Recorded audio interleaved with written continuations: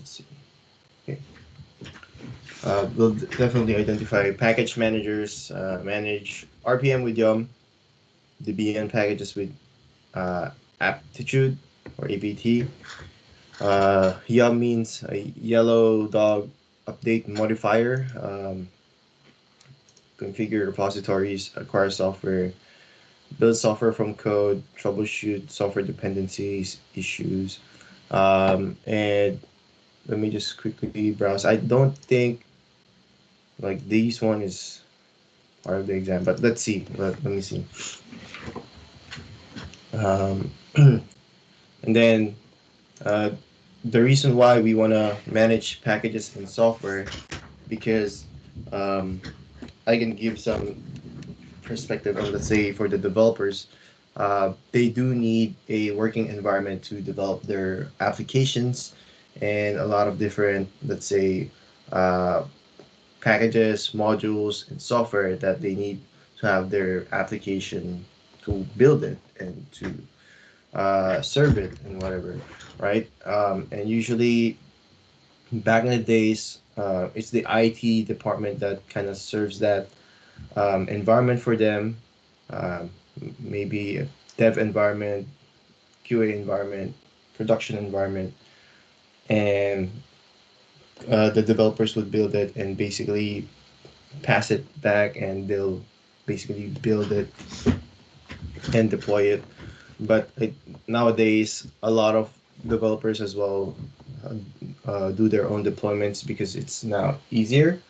Again, for example, with services like AWS, Azure, and Google Cloud Platform, it makes it easier for developers to do their own deployments, and the infrastructure is kind of abstracted.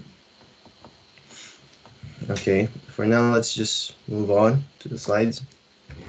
So package managers, programs that install, update, inventory, and uninstall package software.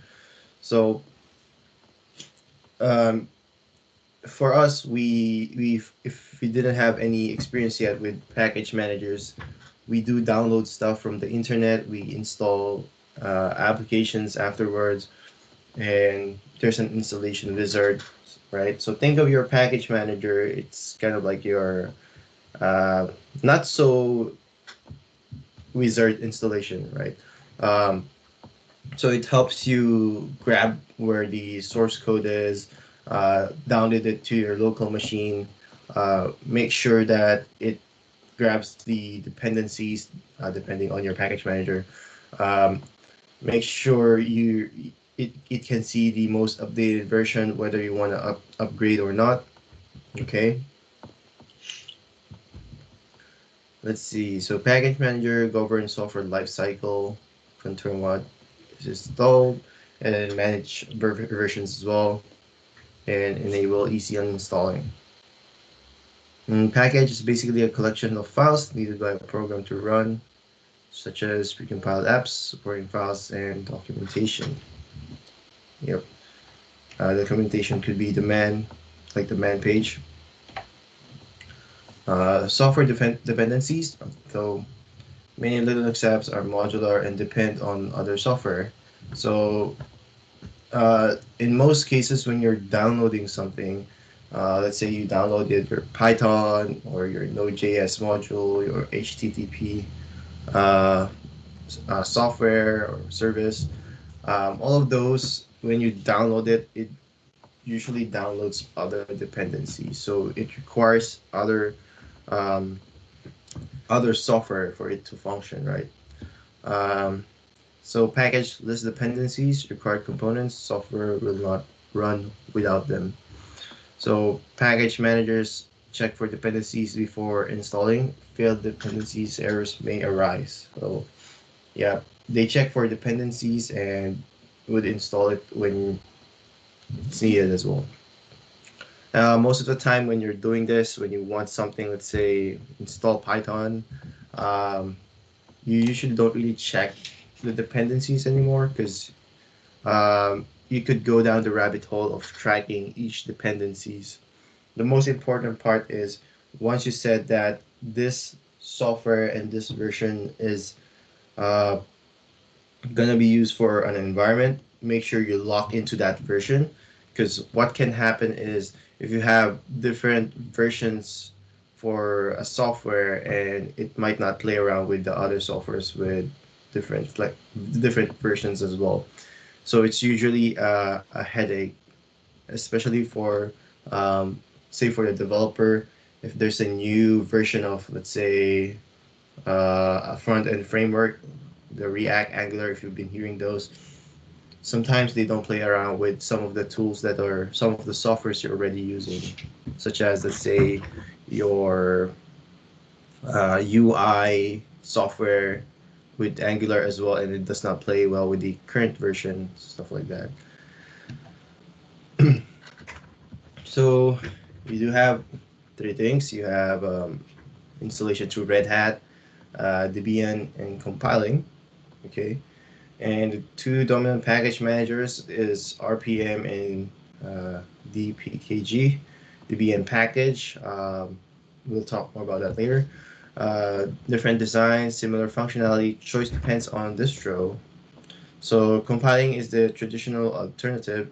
Um, enables users to make changes to code before installing and can customize software to your liking. Takes more effort and knowledge. So um, basically, you do it on your own. You compile it on your own. You build it on your own. You can customize it whatever you want and uh, make it customize it to your scenario or use case. So here are the three things. So with the Red Hat package manager, you do have the Red Hat stuff. CentOS, Fedora, Scientific Linux, and for the Debian package, you do have the Debian distros. You have Debian, Ubuntu, Linux Mint, and Kali Linux.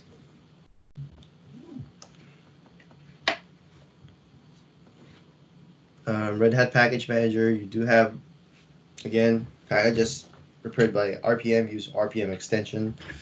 Flexible and powerful, Yum is newer. So in my case as well, I've already experienced using Yum all the time. I don't know if people still would use RPM. Okay.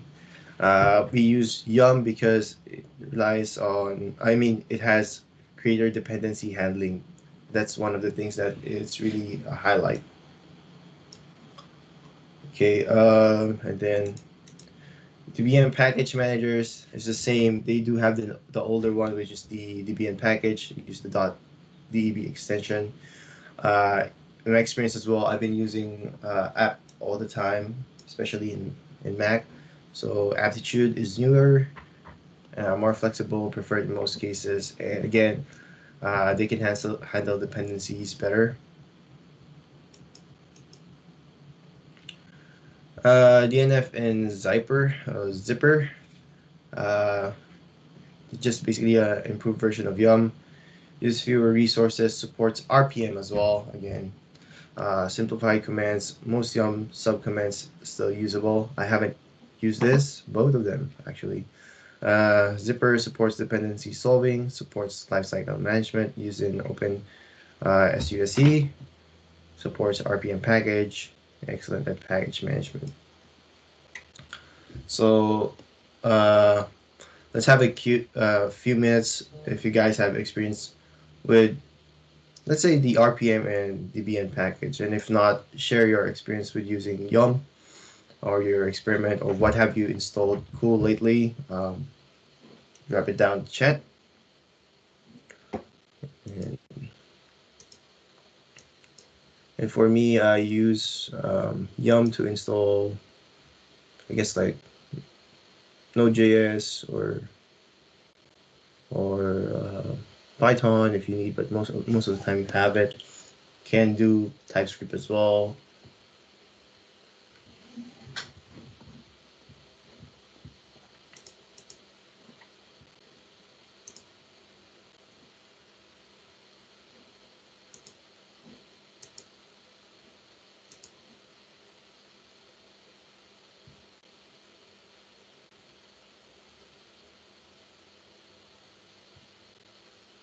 Mm, 7 years.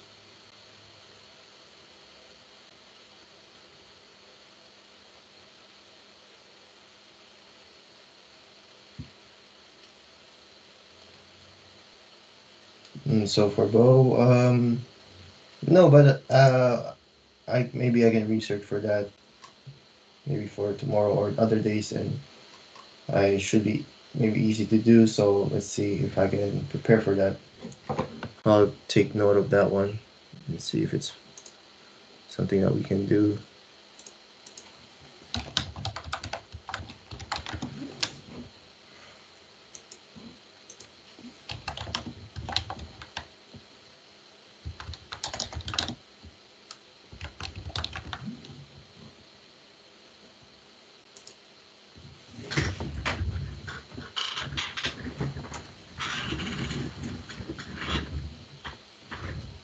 Hmm.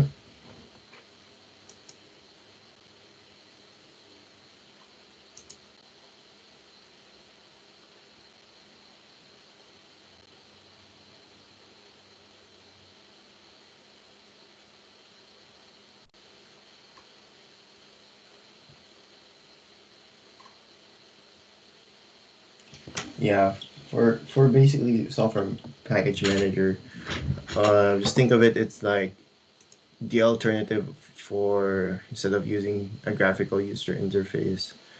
And just note that when you're using, I think manually downloading it from a site, you would have to handle your own dependencies.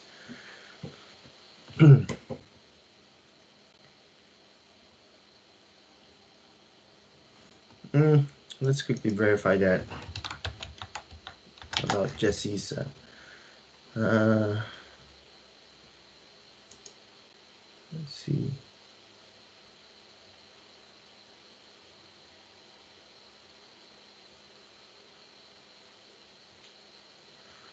Mm-hmm.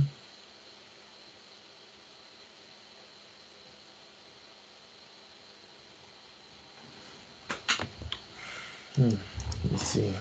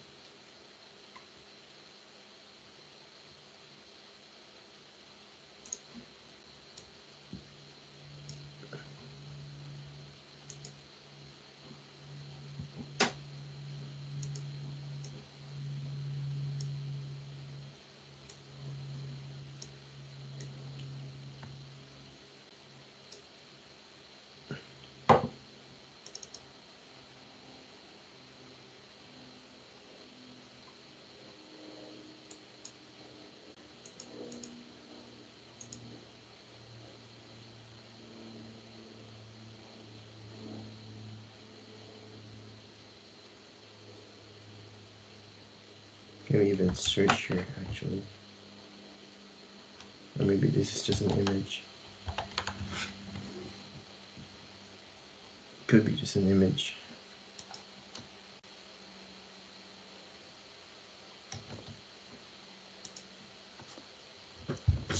Okay.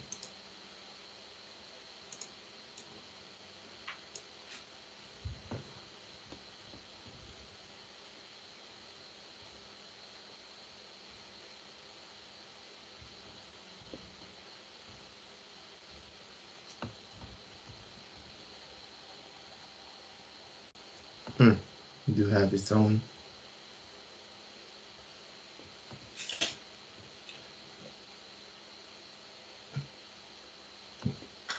Hmm.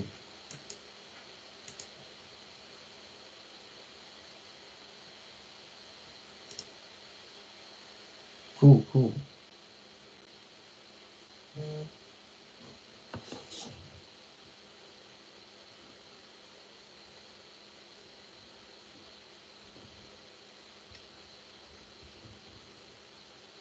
Okay. So it is its own, but as Juan said, it's trying to incorporate a lot of the RPM. Okay, let's move on the slides and hopefully show you commands later. Let's try to run through those slides first. CentOS and Ubuntu.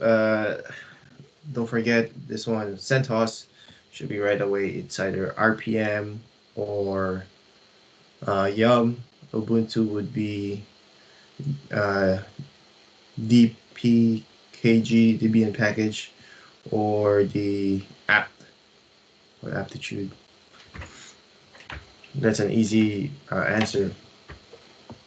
So with RPM, you can do options for -I to install, -E to uninstall, and just don't forget the verbose mode to give you show you what's happening when it's installing, and hash mark as progress bar.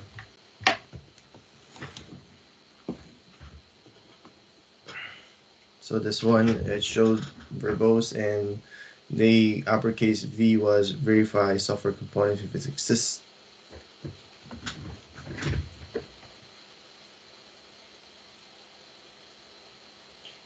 Yeah, in exam they're just gonna ask Ubuntu and Debian and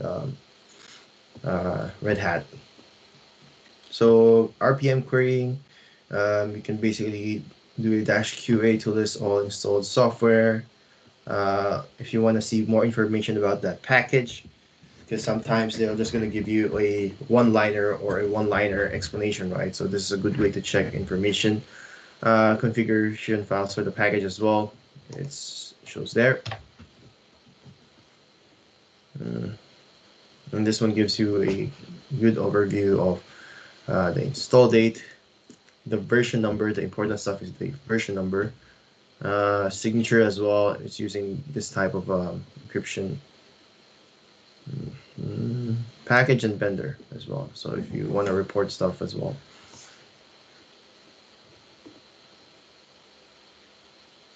And source is where you're getting it. RPM verification checks if installed components match what should be installed, used in troubleshooting to ensure package is installed and valid. How much there? RPM upgrades, so it basically upgrades install package. Install package if it isn't installed. And okay, F freshens the installed package. Upgrades but doesn't install the package if it isn't already. Okay.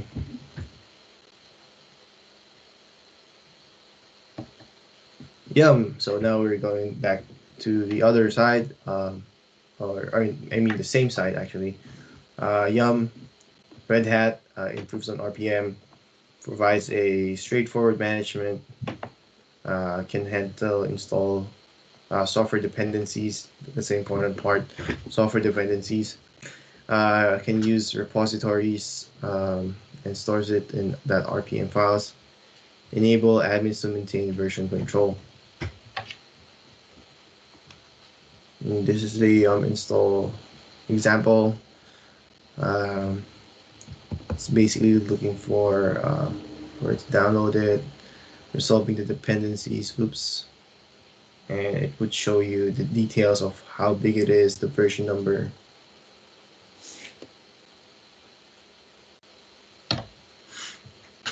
Yum subcommands, we do have install package name, local install package from local repository. So again, if you do the Yum install, it's basically going to grab, you need internet connectivity as well, right? To basically grab it from the repo in the internet, going to the repository, remote repository or online repository. So remove, you uninstall the package, update, you update it, or all installed package. So if you just do yum update, it will basically update every package that you have, software package you have. If not, you can be specific. Let's say update HTTPD, so your Apache server only can get updated. Info, same as before, it provides more information. Report what packages provide specified files. Just give me a quick minute. My feet are so cold. I'll be back.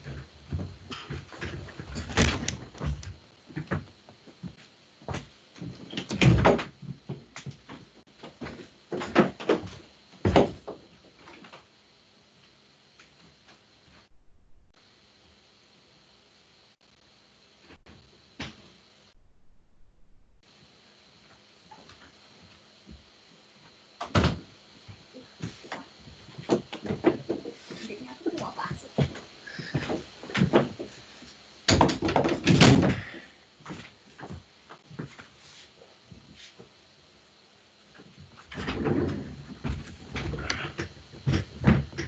thought it's the summer already, but it's freaking cold.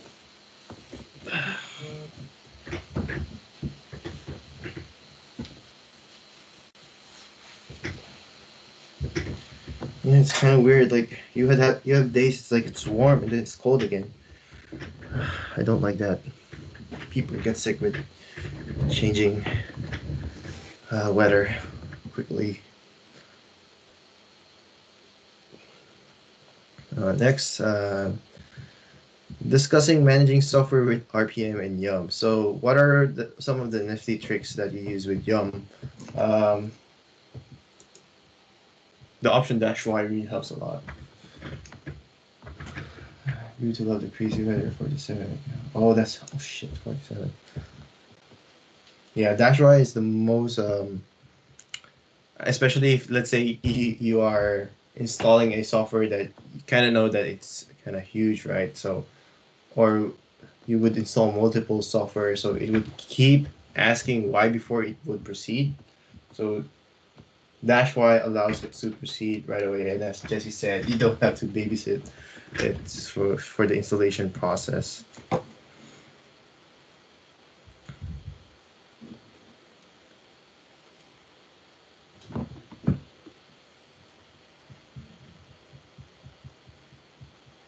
Anyone had experience with RPM and managing all the dependencies? How was it?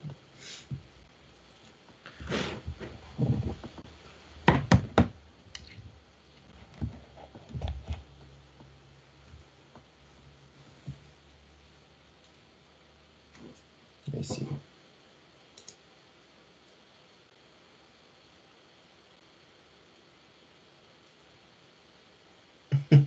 Yeah, so I guess no one. Uh,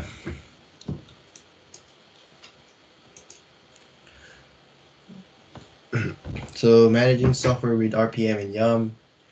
You've been asked to demo software management on CentOS. You install core shell RPM. You install very secure FTP with Yum. Um, don't worry. Let's do second half. Let's do a quick follow along of doing some installation. The package command dbm package. You do have the same one. It's the dash I dash R instead of dash E. For this one is the BM packages. Dash L to list, dash S reports whether package is installed.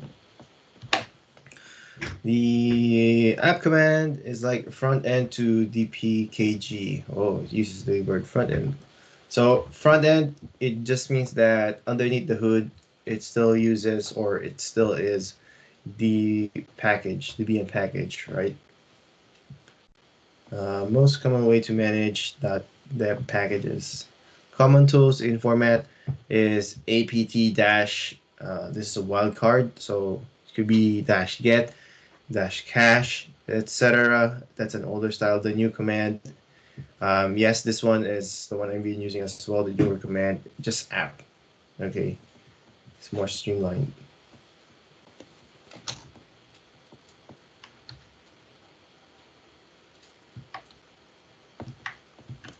Um, People sometimes use get the dash get, but app simply just works. Um, there might be use cases to do the cache, but mm, app sub commands, as you can see, both Yum and app for Red Hat and Debian respectively. You see the install, right? The remove, it's kind of similar, and the upgrade as well. And the default, if none provided, all will be upgraded. Update is just basically updating the app database. So it will have a list of updated available packages. Version info, show purge, uninstall package, and remove config files, and remove leaves behind config files.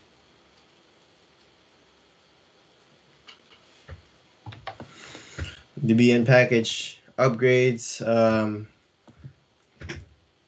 this is sometimes a useful step if, let's say, you're expecting your software to work, but it's not working. You have all the dependencies, but it might be because you downloaded, let's say, an older version, and you needed a newer version for it to work. So you just do app update first, and then upgrade.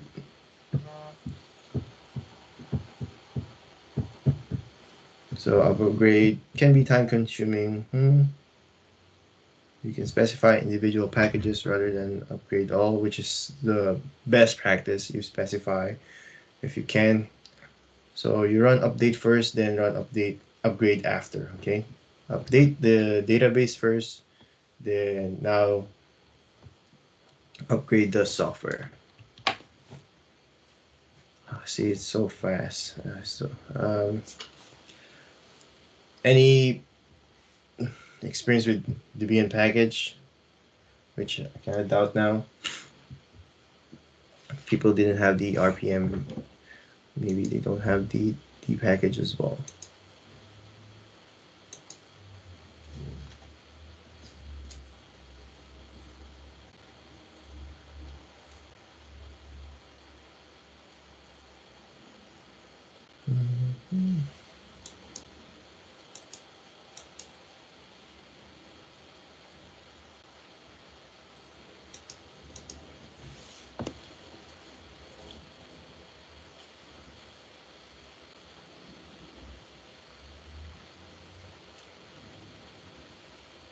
Yeah, and once you know one distro, I mean, let's say you know the Red Hat way, you can easily. It's very translatable on how you would do it in Debian or Ubuntu.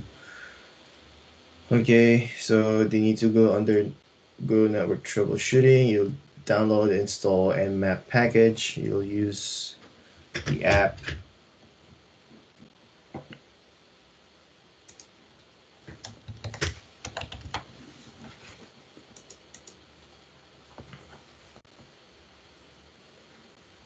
Repositories. So I think we're already on the next half. Okay, so we can quickly talk about this as well. So repositories is basically a storage location for software package. Okay, when you say local, it's basically in your computer. When it's centralized internal, it means it's in a network, maybe stored in another computer within your network, or there's a server that's maintaining that. Version control is simpler. Most of the time, you do get it from the vendor, maintained on the internet, and version control is managed by the vendor. And this is a good image. So local repositories, it's basically in your own machine. Centralized internal repository and vendor repositories. Again, when you think about repositories, just think of it just a storage someplace else, right? Storage inside your machine, storage in a centralized internal repository, internal network, storage in the cloud, or think of it's like you have an S3 bucket or Google Drive, Dropbox. So you're basically just grabbing it from somewhere.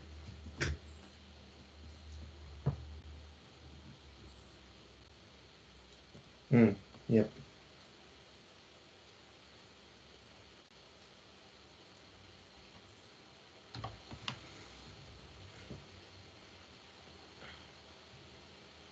Yam Repository Configuration. So you can basically configure the repository for Yum. You can designate a location as repo by doing create repo, and basically creates a config file in etc yum repos.d. And what else? You can give it a repository name as well. You can sync your repositories. Yum can sync online repo to local repo, also known as mirroring. It reduces the WAN traffic, wide area network traffic, and lessens load on parent repo. Repo sync for managing process. Sync parent repo once or periodically. You can do that. RH servers can use local repo instead of going out the internet. Local repo might be updated nightly. So app repository configuration, if this one for the yum, it's in etc yum.repos.d directory.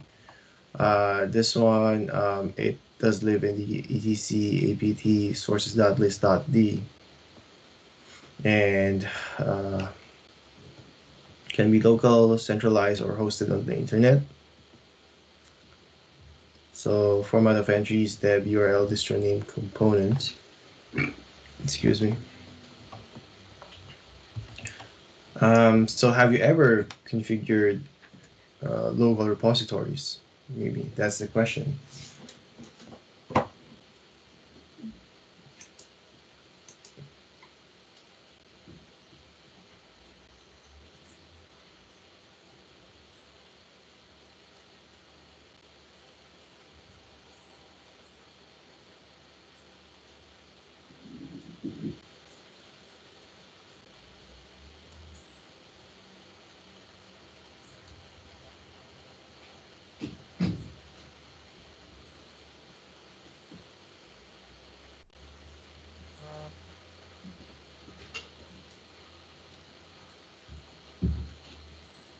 Yeah, Git repo for me as well.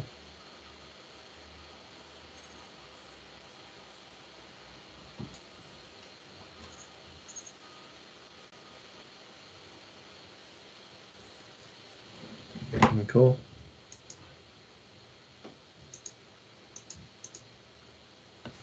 So version control is a concern at Dell Tech.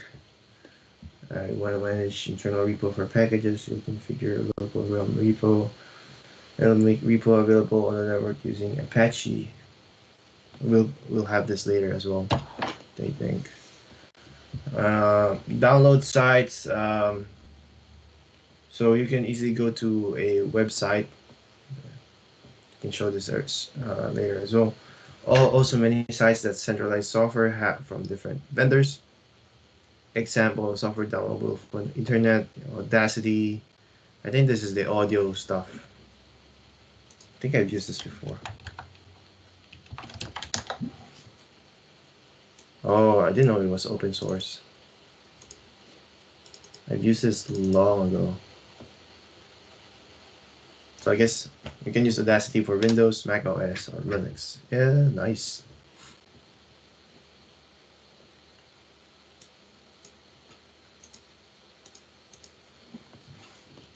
And then you have Atom. Atom is, I know this is a text editor.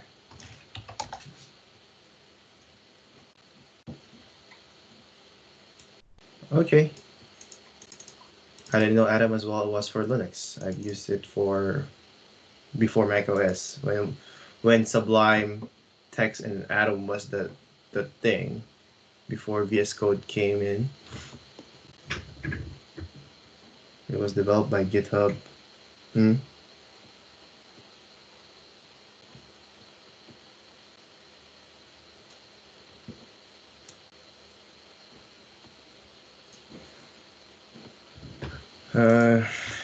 GIMP, the new image, open source graphics editor. Huh, interesting. So it's kind of like your Photoshop. And Nmap, that's for your network.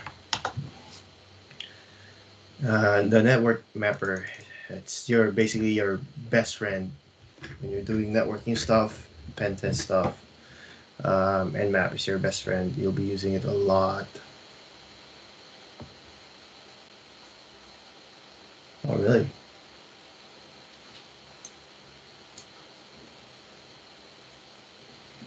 You can also search open source sites like GitHub for software, yes. And some of them are basically the alternate links to their own web page. They'll have a GitHub repo that you can download.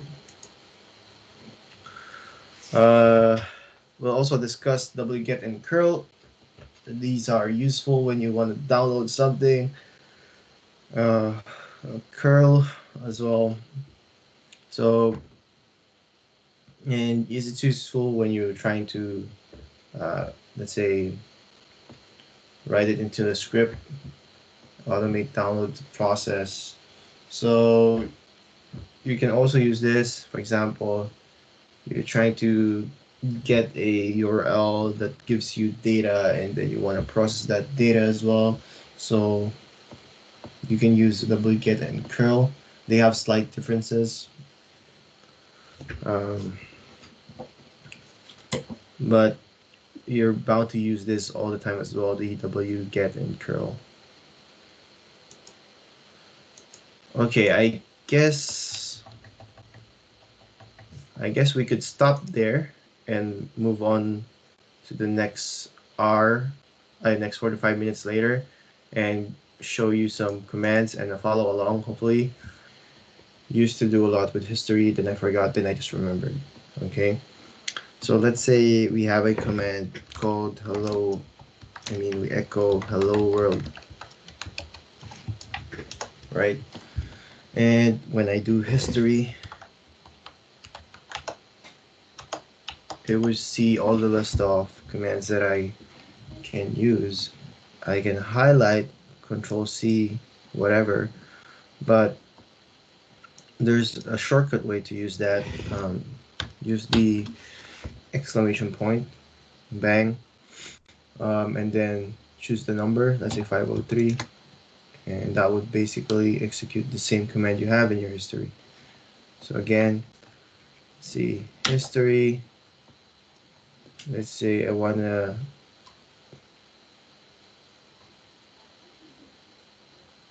let's look at an older one. I want to use W. I would do bang and 294. Okay.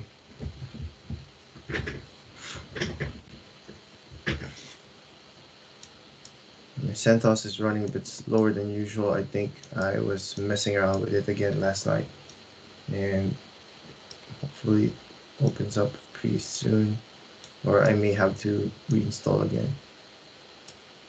Control R. Control R.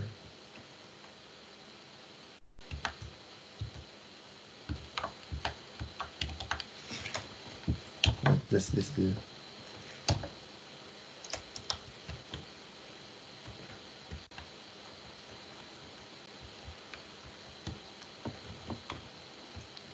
Control R is just like a search through your history, and you hit Control R again to cycle through them. Mm-hmm. Oh, it would just okay. How far does the range go? That's a good question. I don't know. I mean, it's pretty helpful. I'm not really sure how far the history goes.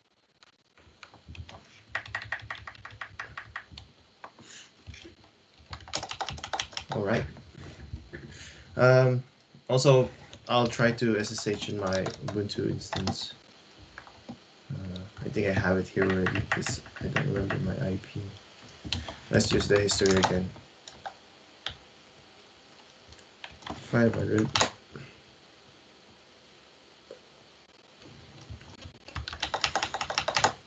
If you have your Ubuntu, you can follow along with as well. We'll try to bounce off between two, or maybe just start with Ubuntu because my CentOS is not running right now. So again, Ubuntu is also Debian, so it does use .deb extension, and we can go ahead and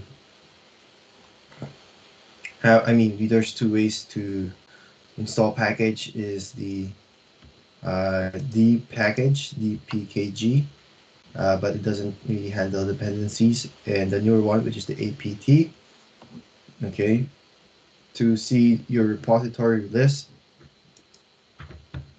Oops, real quick. Repository list, you go to your slash etc app, okay, and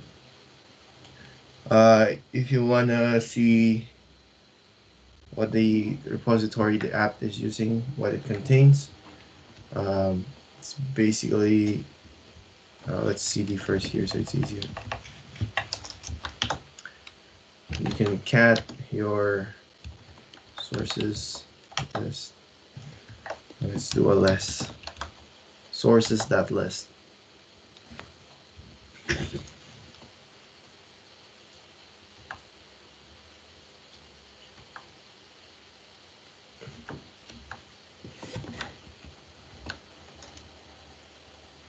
And you can have more sources located in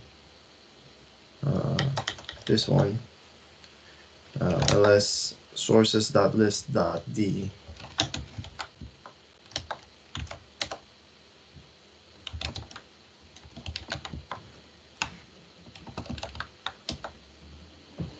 Not much there. Let me try to toggle this. Oh, freezing.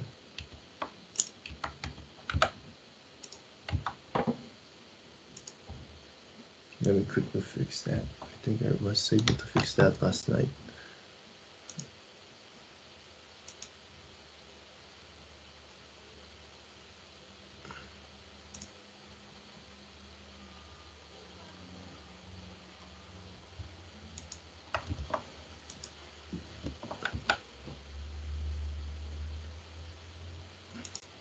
Let me reboot. Reboot. Reset.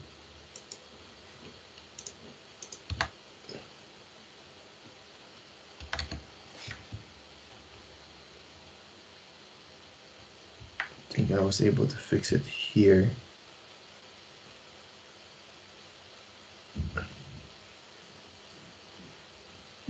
So my boot up is freezing because of the SD Linux policy.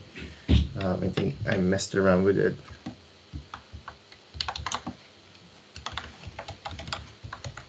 And let's see if that is work.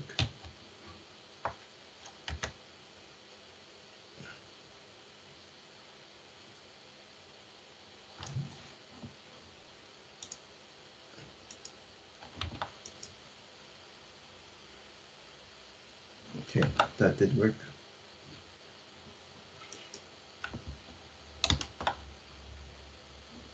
Okay, so we're now back on our CentOS. And remember last time, the TTY, the teletype, the console, it shows me what I'm using currently right now, TTY1. Okay, so again, I guess we can head back to CentOS. And if we want to do some, let's say, the repos, we do want to see the cd slash tc yum.repos.d. So go ahead and cd in that directory. And when you ls, you see a bunch of repos.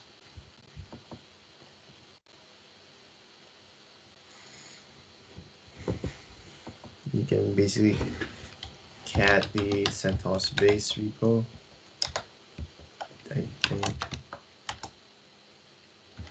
And just don't forget to put less. The mirror list basically gives you alternate servers.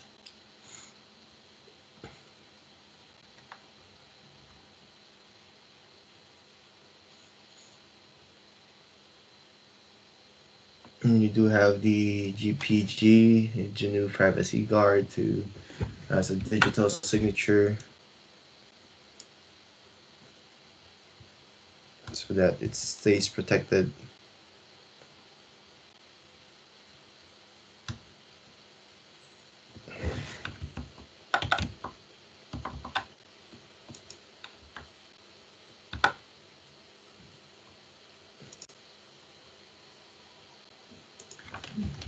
So we can start with the usual one before before installing other stuff. Um, if we wanna search for something with Yum, just do Yum search. Um, let's say Apache for HTTP server, and you basically grab everything. You can less that.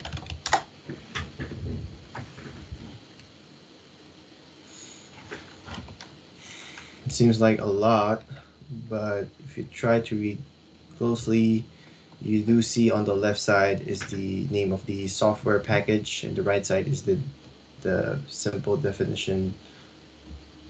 We're looking at the Apache.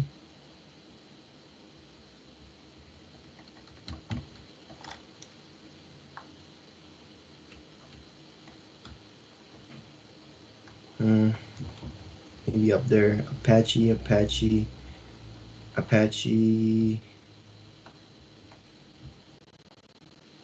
There, almost.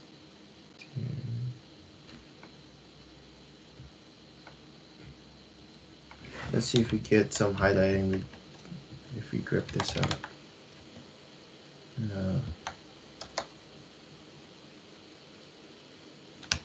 Maybe.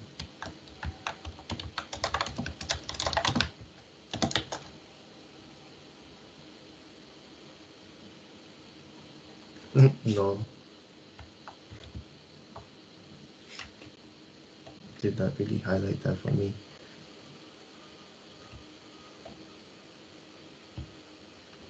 Okay, let's search again because we should be able to see it.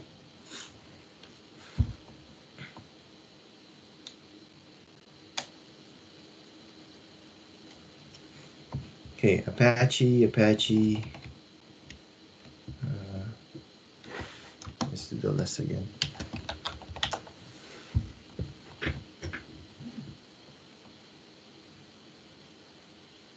think I saw it.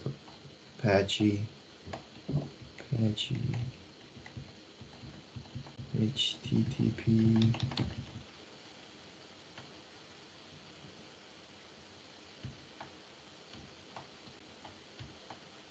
There you go. This one at the very bottom. Now I'll put it somewhere in the middle. HTTPD dot x86 underscore 64 Apache HTTP server. So that's what we want. So we can grab additional info with that. Now we know it's HTTPD. We don't need to write the dot x86 architecture. We can basically do something like yum info HTTPD. Now we can see more information. Name of the package, the architecture, it supports, the size, Apache, in the summary, Apache HTTP server, and where the URL is. So with that, we can basically do a sudo yum -y, so it prompts with yes, but let's try without y first. Install HTTPD.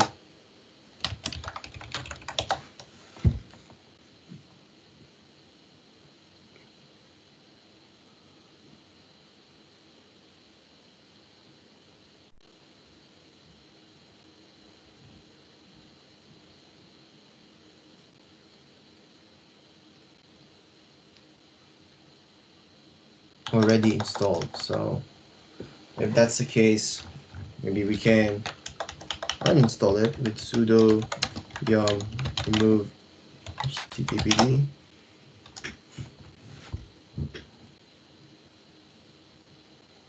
And it will tell you important part is this one, dependencies resolve. So it will remove dependencies that was included before. Shows you what was removed, size, repository, what will be removed, and press yes, and which say complete. And again, we can just quickly install this. Sudo yum install. Now let's put the Y option, -Y.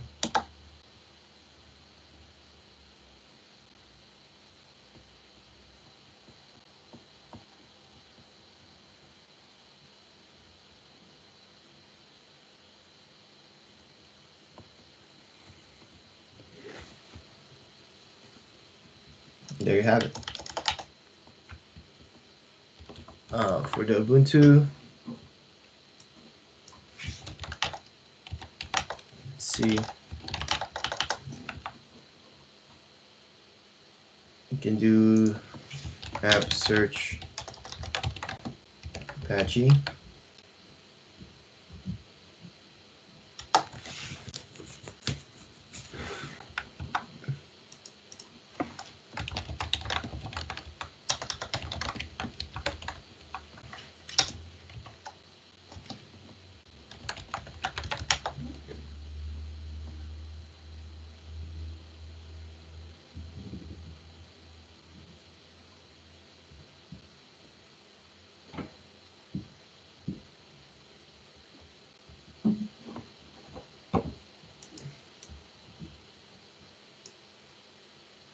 Oh, yep. Good question. Good answer. Yep. So that's why you notice when you like install a lot of stuff and remove some stuff, you never break some of your software because most of the time, uh, especially when let's say you're downloading libraries of a certain software as well, they would kind of share a lot of dependencies.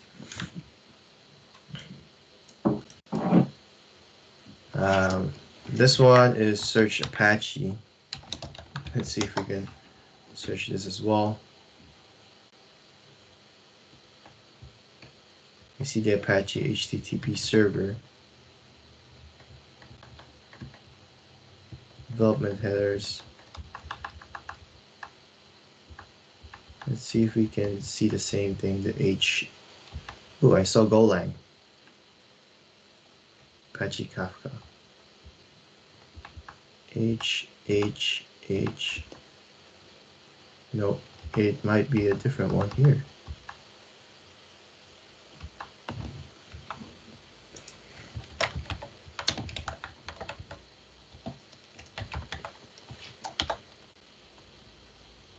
It is Apache 2, so that was correct. The same description. So, Apache 2.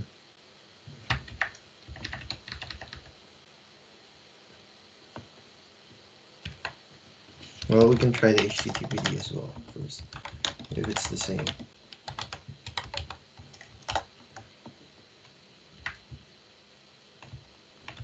Are you a root?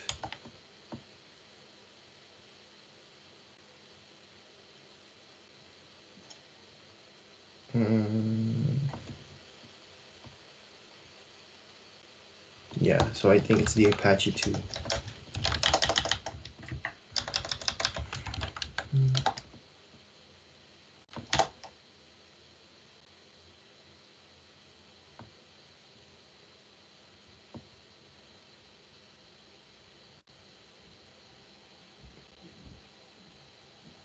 Something like that. Other things that you can search is maybe apt search MySQL.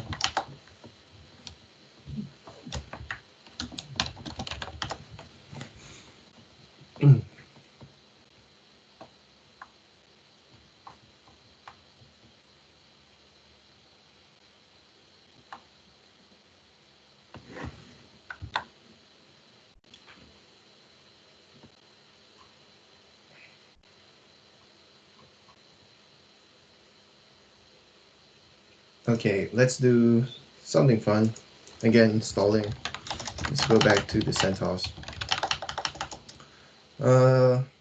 Let's do Node.js, a runtime environment or software package for JavaScript. So let's do yum search Node.js. And we forgot to do list. Let's do the list now. You won't be able to see it.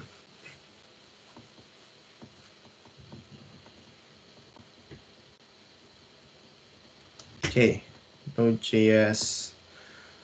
Here, I see it now. It says Node.js, JavaScript runtime. So that's what we want. Okay, so let's go ahead and install that. Yum sudo yum -y install.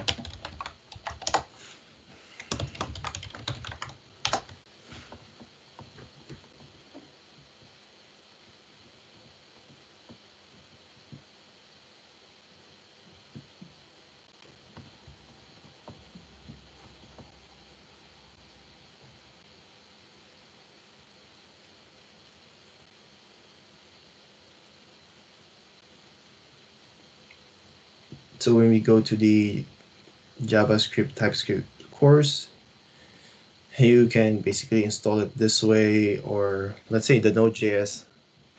I'll show the example of Apache later as well. I forgot that.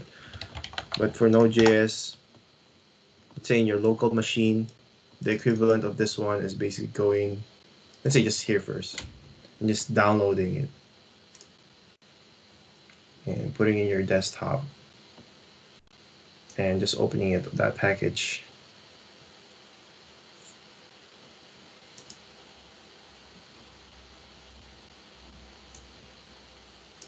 And as you can see, I have installed it. It would say install the following dependencies. So it also installed the Node package manager. That's why most of the times you don't have to install it on your own. Just a quick thing, Node package manager is a package manager, kind of like the Yum and apt, that basically manages all the Node packages that you would use, modules. It acts kind of like the same, but it's something good to know for now, but it's just important later on, but not now. Download size 7 megs, installed size 26 megs. It's kind of heavy.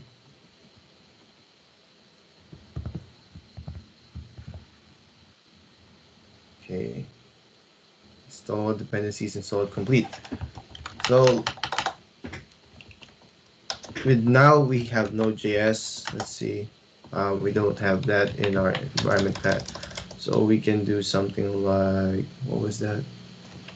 I think, oh, Node. Okay, Node. So now you do not have access to Node.js. When you do Node, press enter.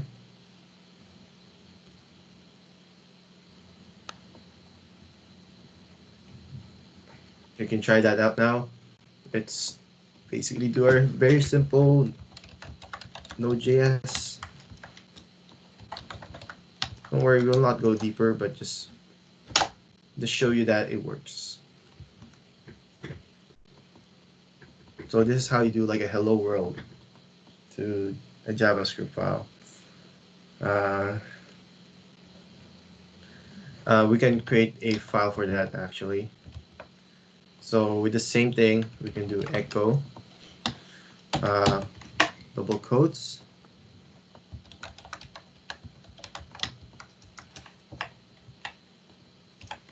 Yeah, console.log is your print in JavaScript. And because we're using double quotes, don't forget that I need to use single quotes here, or else I need to escape them. And let's say we just want to create a file, say app.js, JS the file extension. And we can do that. You can just basically do node app.js. That's the same thing.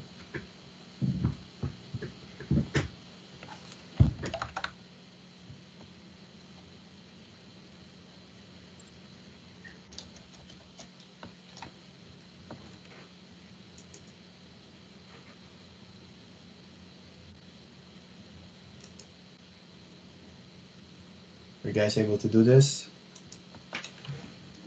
Can do, say, A equals 1, B equals 2, A plus.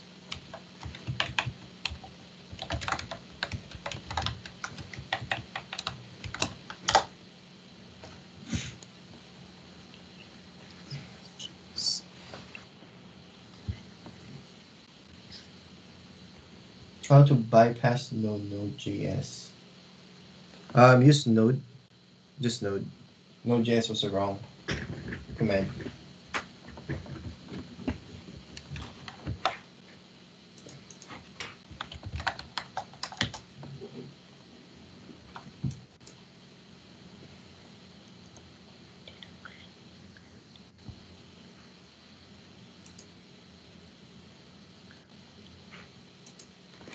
Sudo.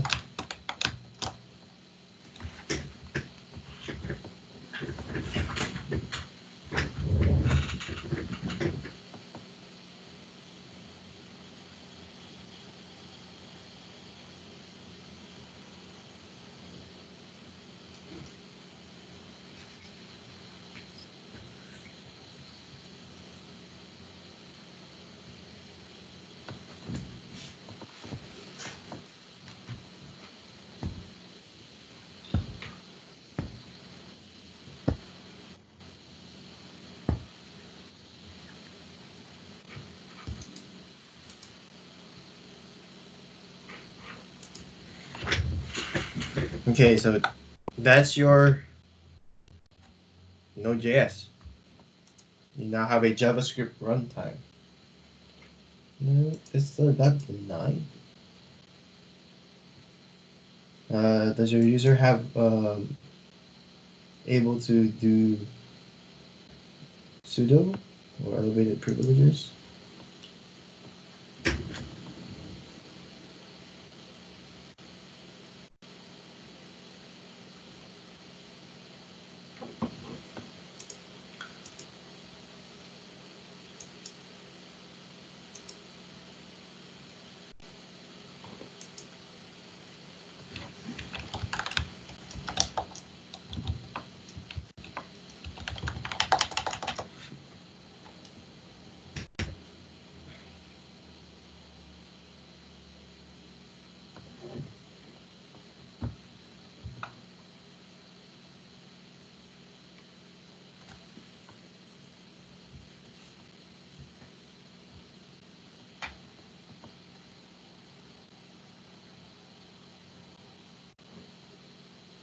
No. Sudo yum -y install Node.js.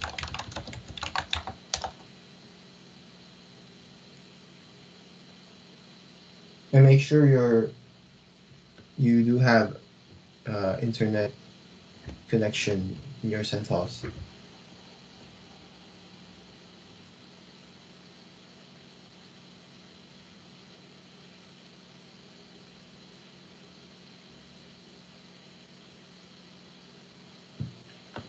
Okay, I think now's the time to do some concept tests first.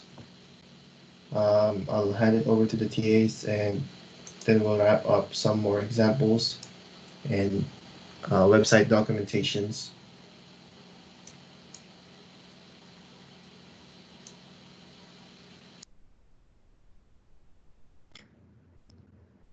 Thank you, class. And hello, everybody. Your concept test for today is already available in the team chat.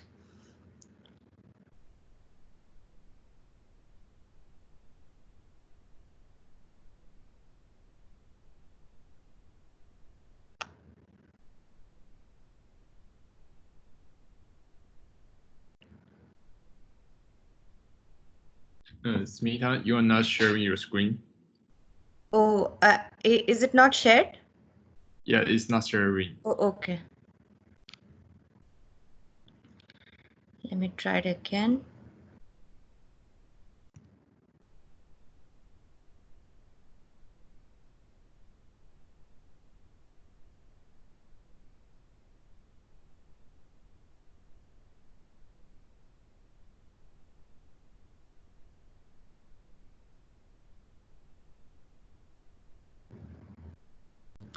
Okay, so the question for today is what command and order should we use to upgrade the Debian package?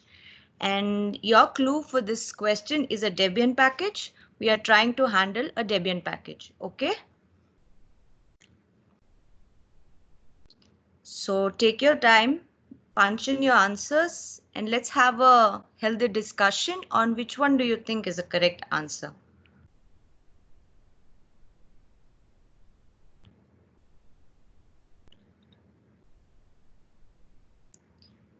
Your clue is a Debian package.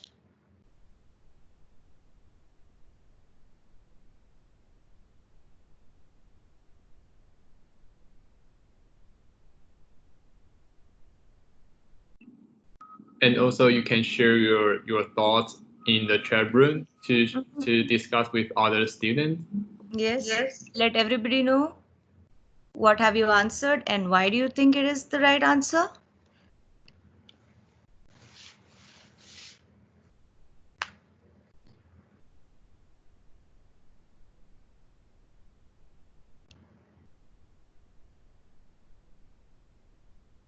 So are we done? No, we still need 5 more students.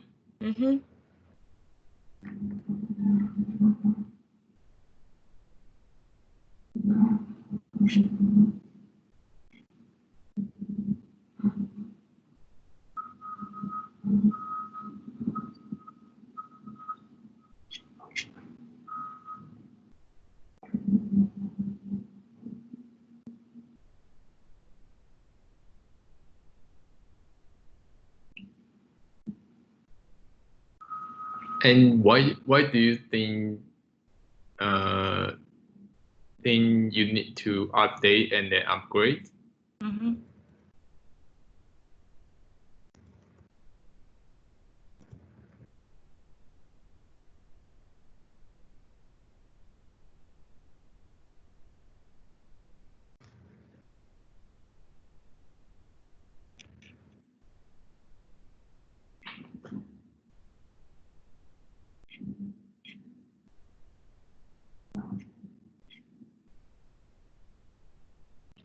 Very nice.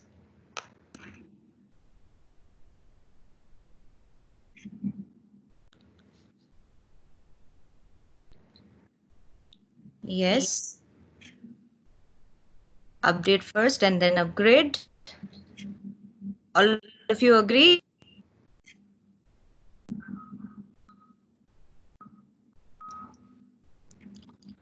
Two more to go.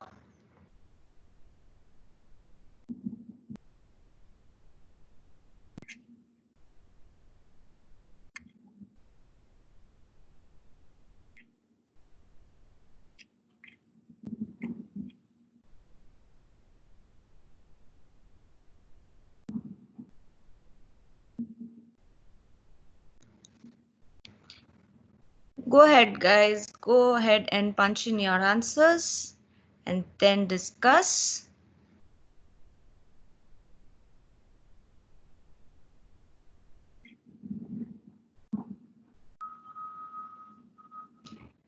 Come on, guys. Help your friends. Two more to go.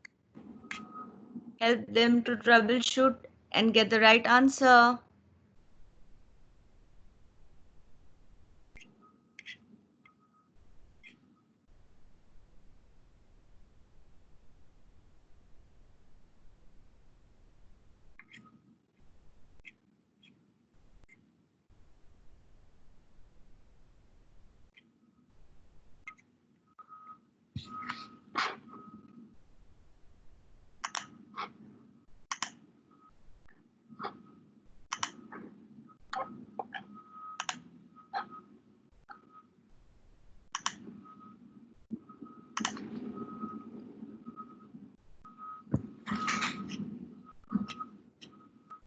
I think only 17 answered that, so I think we can just keep going. Shall I move ahead? Yeah. 18 completions, 2 more to go. 19. Awesome.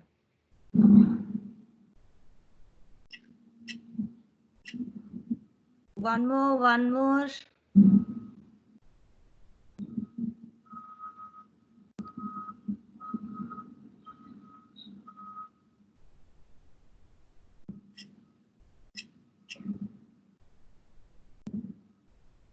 Shall I go ahead? Yes, I think you can go ahead. All right. Okay. So yes, as most of you have already answered it, the answer to this question is update first and then upgrade. And here we are talking about Debian packages. And today we have learned about two software packages, that is Debian and RPM. And when we talk about Debian, it is managed using apt or aptitude. And when we talk about RPM, we usually use Yum, which is a newer version of RPM. So obviously the answer will be aptitude, and we will update first and then upgrade. The update will update the APT database with the newer versions of the software available, but it will not install it. And then when we do a APT upgrade, it will upgrade all the available softwares using the newer versions from the database. And then we have Yum update. This will only update the packages and it will only work for RPM. And then we have RPM-U. It will upgrade the installed packages. Okay. Let's move to the next question. So the question is, what is the option to verify the software components of the RPM package that is installed in your system? So go ahead, punch in your answers, and then let's discuss.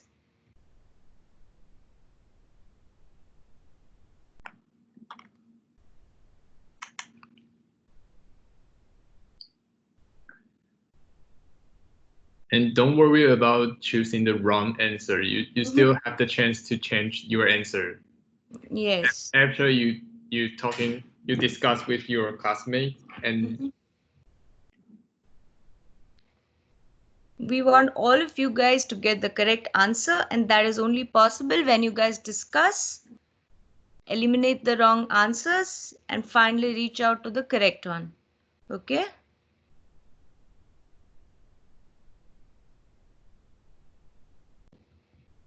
Which one would you use to verify if the software component of the RPM package is installed in your system?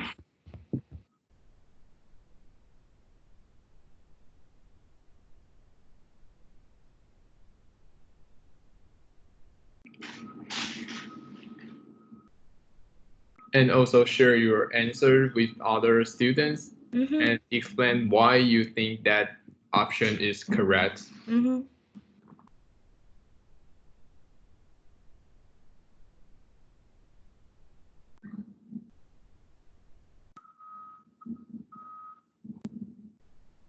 Get the correct answer, discuss, and then we have 100% correct.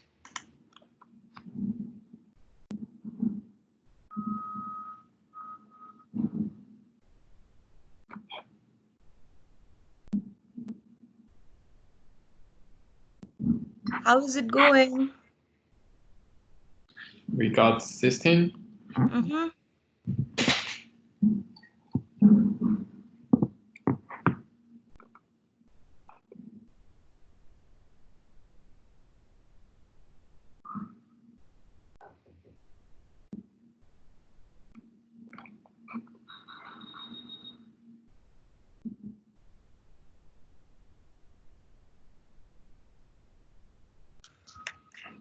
Go ahead, guys, help your friend. Tell them what you have answered.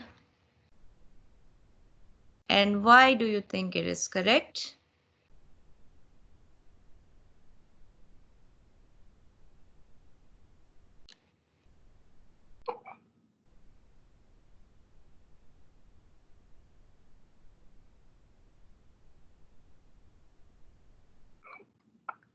Few more seconds, guys.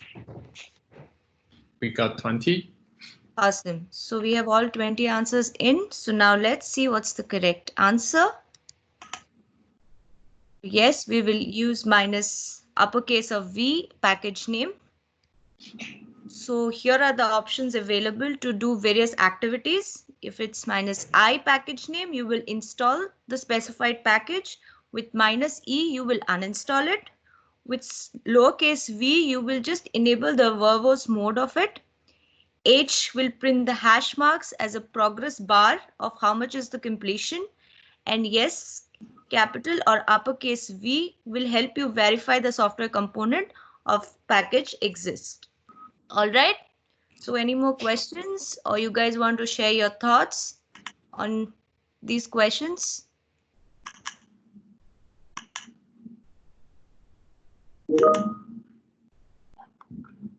I'll give you a few more seconds. If not, then thank you guys. Thank you for participating. Over to you, Clark. Okay, thank you, Smita and Spencer. Just for a while, let me see.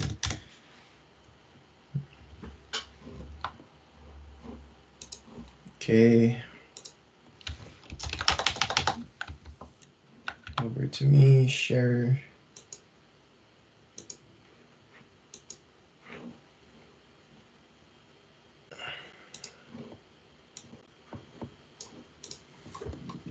Okay, so 2 more minutes. We were actually at the Node.js. We showed the Nodejs documentation. We can show you, because a while ago we were doing Apache. So you can go to httpd.apache.org to see more info.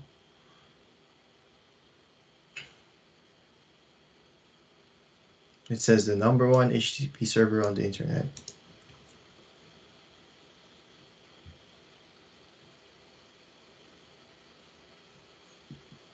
And it does have documentation, wiki, check the wiki. License as well is important. Let's see. It also has its own GitHub.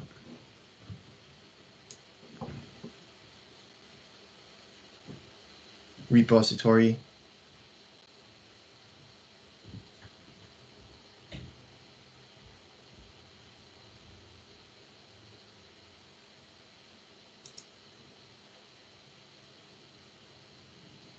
Different licenses, very important again for like knowing about if it's truly free or not.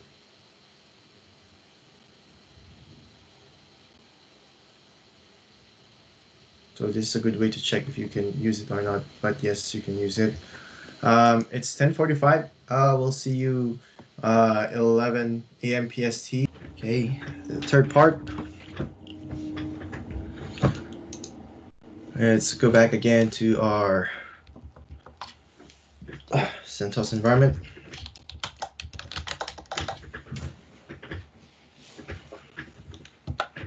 This time around, we'll explore, let's see if we can do Nmap.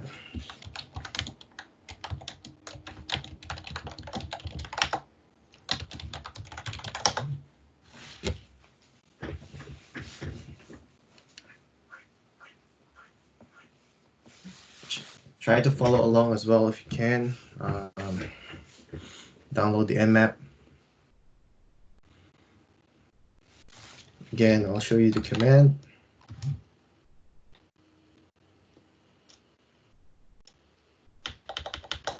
It's basically sudo yum-y install nmap.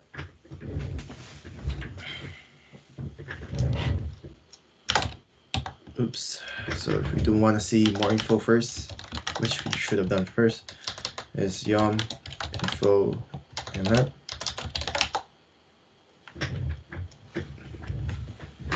And it says here it's currently on version 6.4. Size is 16 megabytes. You do have it is a network exploration tool and security scanner. And it's also located in nmap.org, which is this one.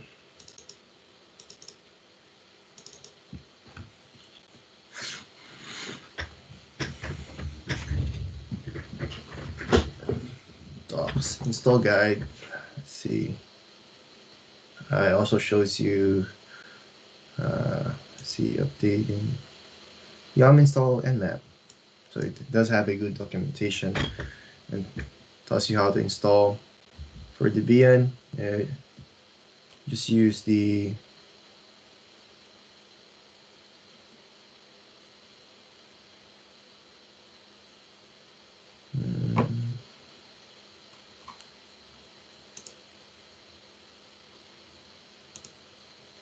yeah, you need some kind of like a workaround if you want to convert, because it's an RPM file.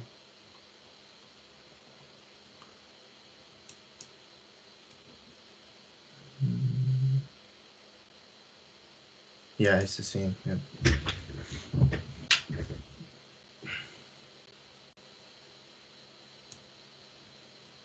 Okay, let's see if we can use that.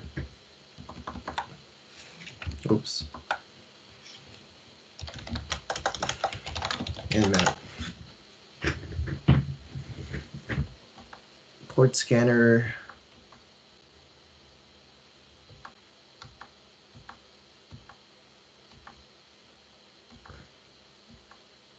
Post discovery.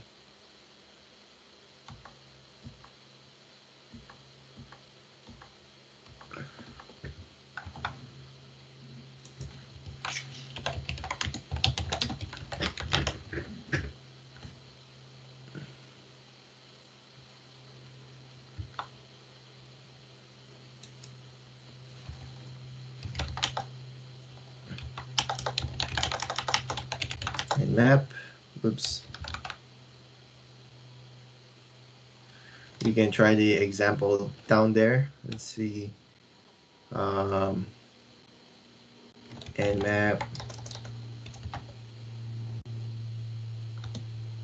Yep, for sure. A scan me nmap.org. So it can discover open ports. You guys are gonna talk more about this on your networking class.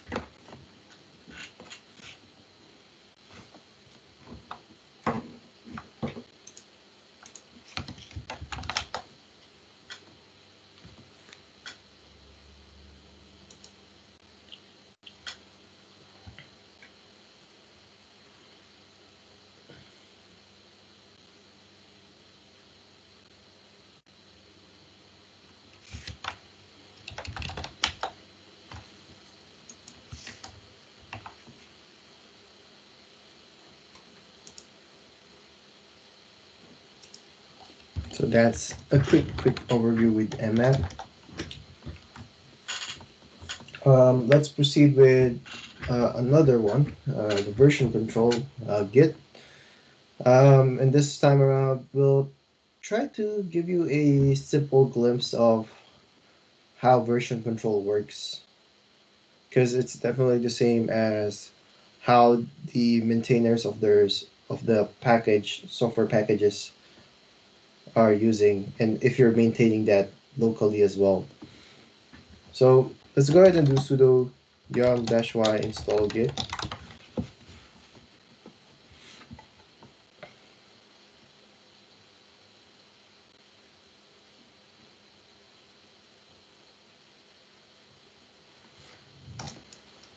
Press enter. For me, I do have it already, so it would just say I have it.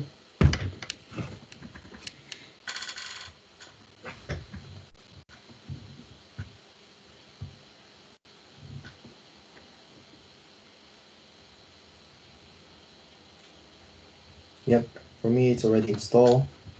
Sudo yum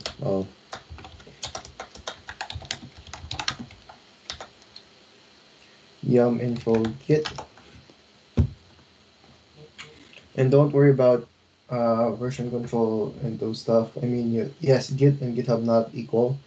When we go to version control, let me double check. I would basically break down how it works. Let me just double check.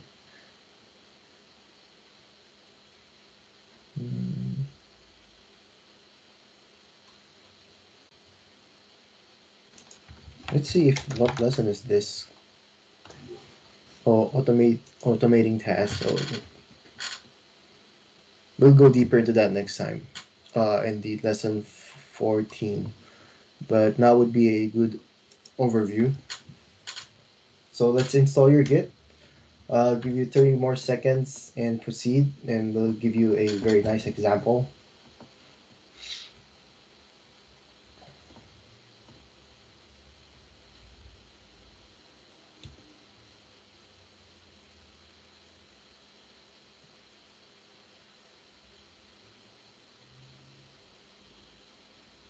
Okay, let's proceed to our next step.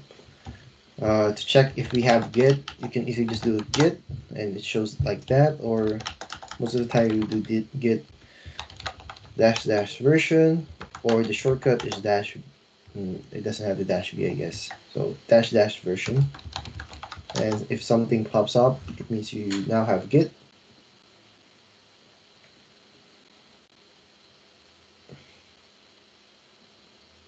And most of the time, they would, when you when people would say, "Oh, have you checked if you have it?" and they'll say, "Do a dash v or dash dash version for a software that you're using or installed." Okay.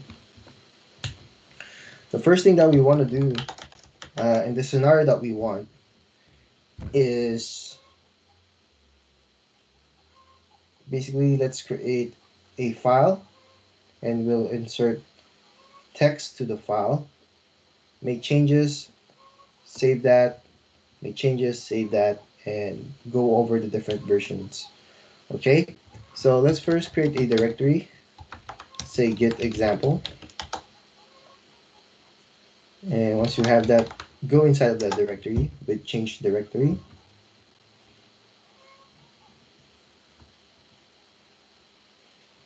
To enable uh, version tracking or version control, do a git init once you're inside.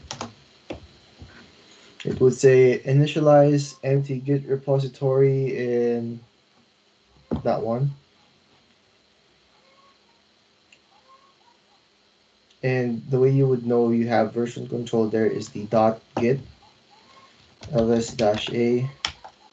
You would see the .git.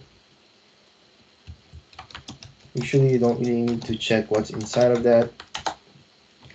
Oh, sorry. But you can see like there's tons of things that you can look around.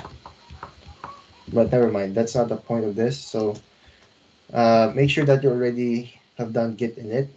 Okay. Next thing we want to do is let's do the echo command and do Charmander, and let's insert that to our Pokédex.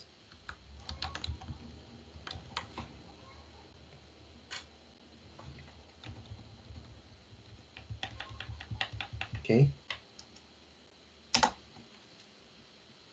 So now you should be able to see inside of our Pokédex we do have Charmander.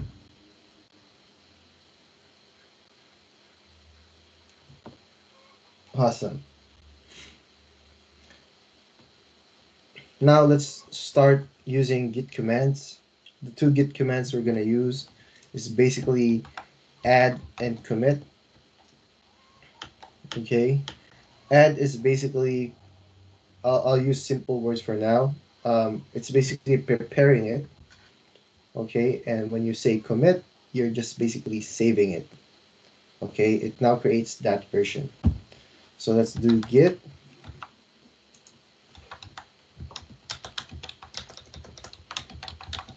add and the Pokédex. At first, actually, you can also check git status.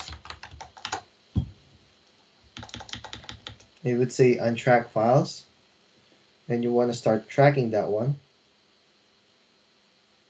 Okay, with git add Pokédex.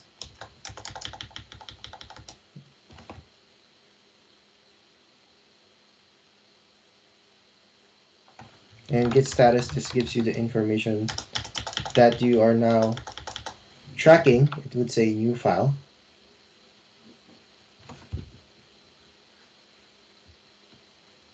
And because we already have it prepared with the git add, let's just use the simple word again, prepared. We can now do git commit, and the -m option, it is kind of required, and put a message. Any message would work, but let's just say first Pokemon caught. Okay, don't mind this username configuration for now, that's fine. The more important thing is at the bottom it says one file change, one insertion, create mode, the commit ID, and the pokédex.txt.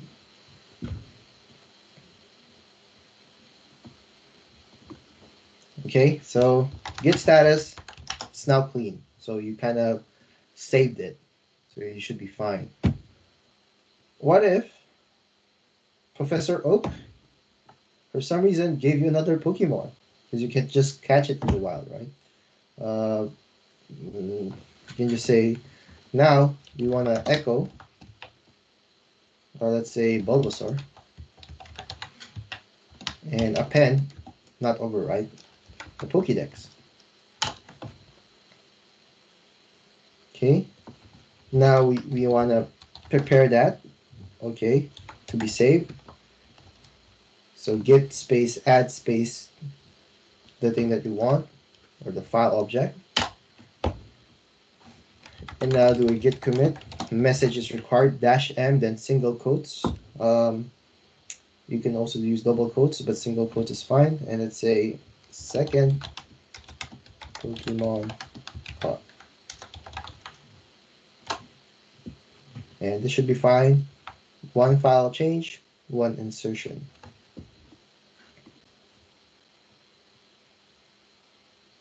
Let me know if you are able to follow.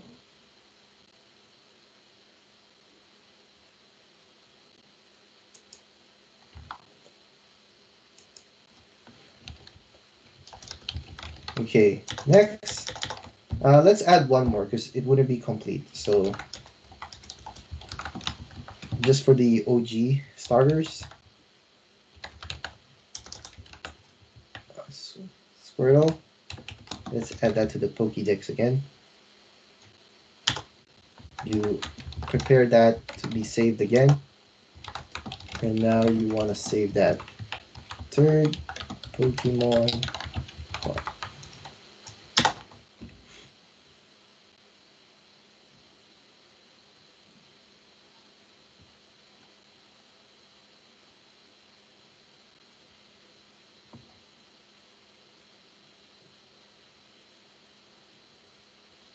Okay, we can move on. We're not gonna have Pikachu for now. So the way we can see the previous save or commits that we did is basically git space log, but I'll make it with an option --one line so that it's just clear for us. And you will see something like this. So the commit IDs on the left, which are very important. The second one is the commit message. Okay. And as you can see, we know Charmander was the first Pokemon we caught, second Pokemon, third Pokemon. Okay, so we now have 3 versions of one file. Okay, first let's check what our Pokédex would look like. And we have Charmander, Bulbasaur, Squirtle. Let's say we want to go back to our version when we only had Charmander, right? So now we can quickly do that with the git space checkout and Squirtle. No, not Squirtle, the commit ID. So the commit ID would be first Pokemon caught is 5941. It may be different on your end. Okay.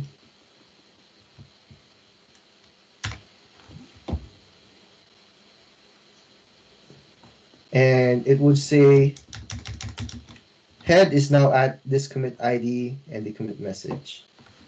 That is a success. So what happened here? So it basically you move to that version. And if we go and check that again, and we only have Charmander.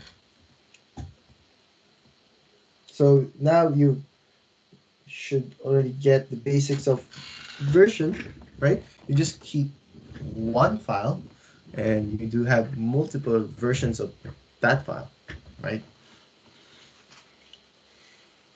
Instead of creating, I know if you guys like I remember like this is very awful when let's say you're submitting a final paper and before you would say final submission, then you create another document, final submission, and then you say final submission.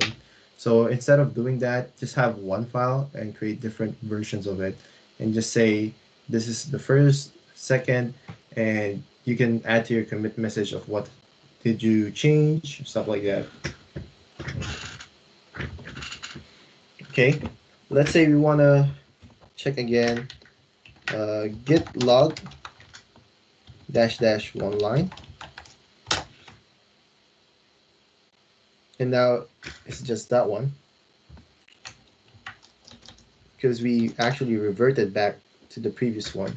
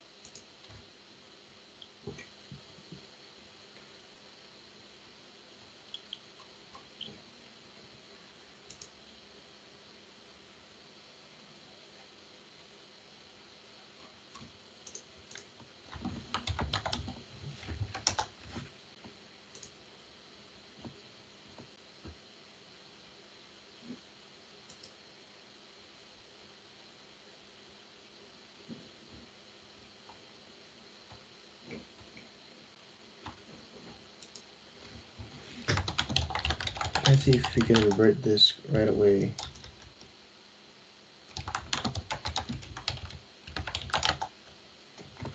Okay. So if I want to revert back to everything, I would just go ahead, git space checkout space master. We'll talk more about the branches later, but think of your master as this is called the master. What's an easier word for this? Branch. Okay, but just think of it as like your master container or something like that. And in your master container or branch, you definitely have 3 versions in that branch. And again, if you want to revert back to the second Pokemon call, just git checkout F5626E3. And then let's go cat Pokédex. You have Charmander and Bulbasaur. Okay, so this is going to be a good stopping point for, because we're just using yum install git and just giving an overview, so we should be stopping here for now. Definitely would be using this a lot in exam. Yes, they would ask you the basic stuff like what's git add, what's git fetch, what's git commit. It should be pretty easy. They're not. Don't think they should give you complex questions about that. Okay, so we mentioned it's the yum, the apt.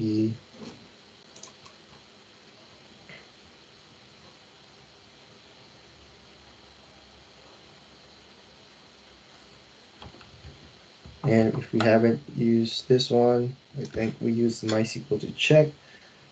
I think we also have the node already here.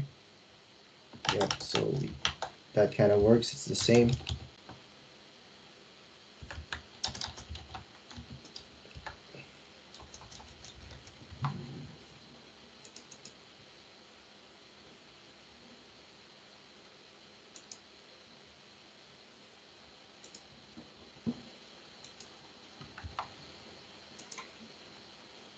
And also we would be using Git and GitHub once we're in the programming classes to basically store your files and give you a hands-on experience on using Git and GitHub.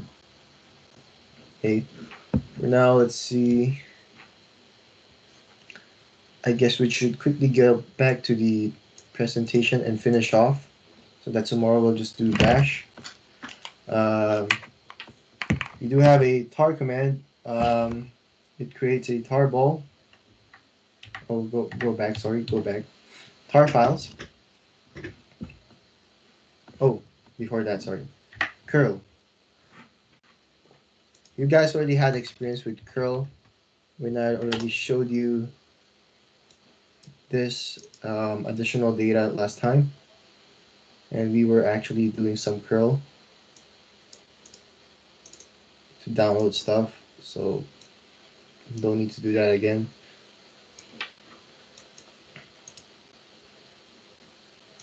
Cancel, cancel, cancel, cancel. Okay, moving on. Finish our slides. Tar file is an archiver. Okay, it bundles multiple files together in a tarball. So it makes downloading files easier. Admin can create a bundle of files for others to extract. So you can do tar and then the option cvf and then tarball.tar, the tar file that you want to create, and the next arguments that you want to put is the file you want to be inside of that tarball.tar. So C, it creates the tarball, the V verbose, so you do have some information, and then F is specify the name of the tarball, the next argument. Yes, kind of like zipping.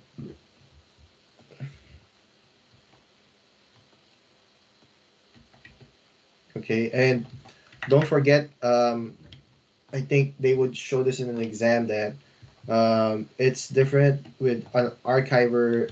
Tar, when you see archiver, it's tar right away. And if it's compression, you have zip, gzip, bzip2. Okay, so this one is now compression. Okay, and it will basically compress your files. So you can basically compress tarball. Let's go back to tar first. Let's have multiple files and let's see if it does reduce the size or not. So let's first copy our let's see, how big is our Pokédex first? Uh, maybe file Pokédex? Nope.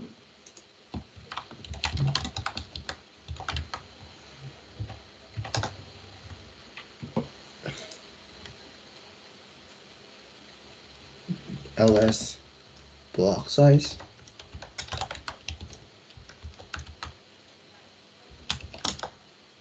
No, M. Or long format.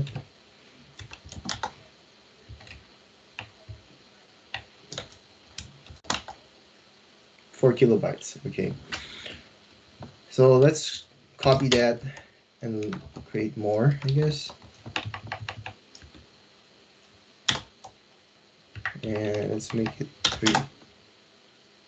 Let's ls dash block size again. And now we have 12K. Okay. Let's go outside and basically try that tar command. And as you can see, we can do tar, right? Tar space dash option C, we create V to be verbose, F to specify the name. So we can say collection tar, and we do want the Pokédex 2, Pokédex 3. So we'll just do this, Pokédex txt, Pokédex 2, Pokédex. Oh, Git example, sorry. Pokédex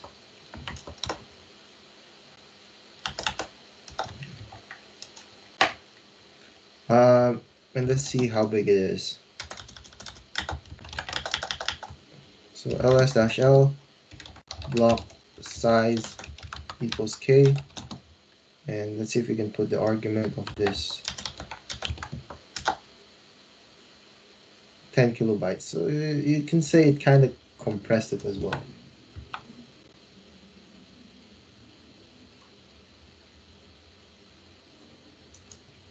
Okay, so that is using the tar archiver, and from 12K it became 10K. And again, we can still compress this. Let's see, gzip file name, gzip-d. So we can try this out. Gzip collection. And let's try that one with the extension. Now it's only 1 kilobyte. See the reduction?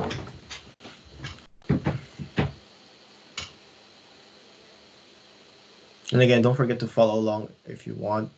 And we can slow down, just say in the chat that, wait, go back, and or give example.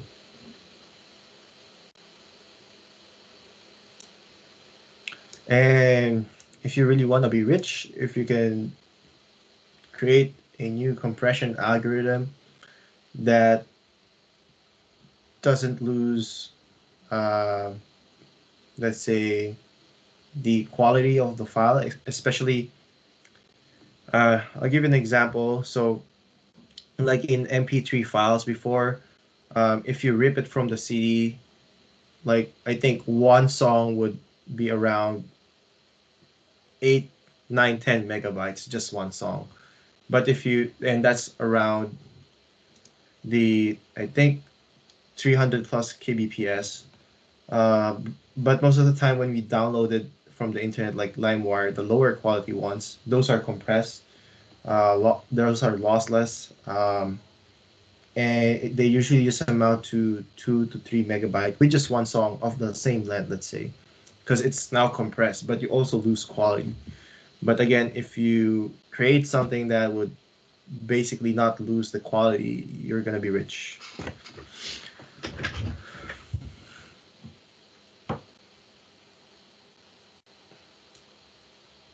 And that's why if you've been doing music production or DJing, like your MP3 file should be high quality as well. Like that would work for your home, for a small bar. But if you're in the club and you start playing that low quality file, which we usually just use in our iTunes or whatever, it will really sound bad.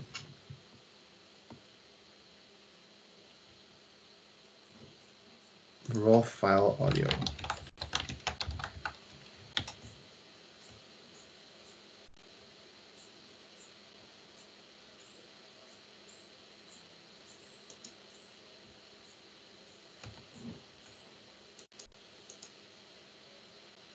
Yeah, TIFF, WAV, both of those are heavy as well. I think WAV is heavy, but you usually want to do a WAV in music production. Okay, well, going back. So as we can see, Archiver tar, it did some small compression, right? But gzip was way better, right? I guess we can do another quick comparison for them. Let's say we just want to tar one file and the other one we just want to zip one file, okay? Let's take into account with the Pokédex as well. Let's do tar -cvf, and then let's grab that. Let's have a new name. Call2, call1, let's say, .tar, and git example, just the first Pokédex, okay? Sorry, because I need to do the .txt. And ls-a -block size equals k. Call that one tar. You have 10 kilobytes, sure. And if we do the same and we gzip, let's say give example pokédex txt and ls that one, pokédex, what's the name actually?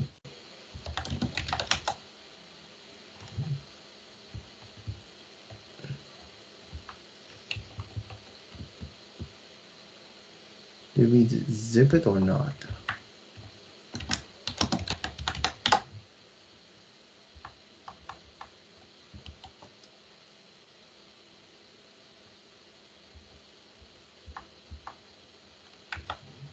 Wait, where did it go?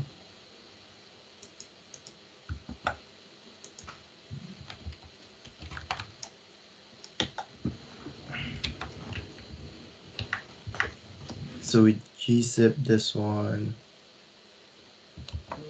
Is it there as well? Okay, so it was basically place where we use it. So 10 kilobytes for this one. For this one. And let's see how many kilobytes for the same file that we just compressed. The same. It's way more. And the original one is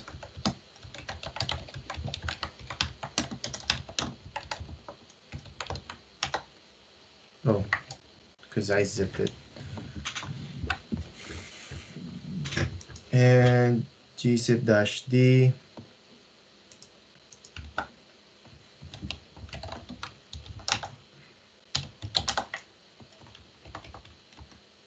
decompress. So let's try that. Gzip-d and now let's do interesting. Okay. Current software, we mentioned that many times, so we can skip that. You can download from the web with Wget and Curls to download manually. Yeah. Why compile? Vendor package software is configured with generic systems settings. Compiling software is common in Linux. Windows and Mac OS, most software is pre-compiled. Compiler, you do have GCC as a common Linux compiler. It translates source code in machine-readable binaries.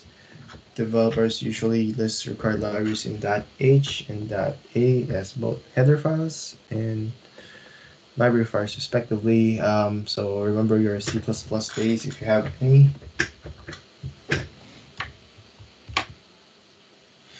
Libraries. Chunks of compiled code that can be used in programs to accomplish specific common tasks. Enable modular program builds. Let's see what's important here. Compiled software must access necessary libraries when running. Yes. And they're typically in users/lib, and essential libraries are in lib. So again, this is when a software needs something, it goes to the lib, right? And instead of, let's say, you have another software that needs the same thing, you don't need to really create again. You just maybe use the same one in the library, the same dependency, let's say, the same library. LDD command enables users to view shared library dependencies for an app, useful for troubleshooting. Let's see. LDD Nmap.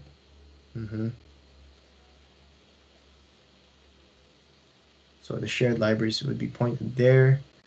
As you can see, it uses the GCC as well. x86-64. Let's see if we can also use the LD. And it should be users. I don't know if I have that. Maybe not.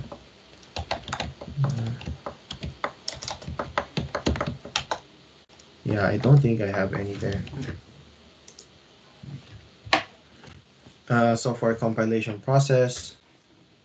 You basically unpack the download, change it into created directory, run the /configure to make a file, make to compile the app based on make file info, make install to install app binaries.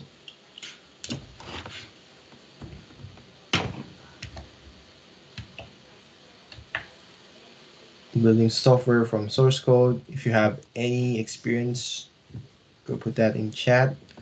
We'll see for 1 minute if anyone would like to share.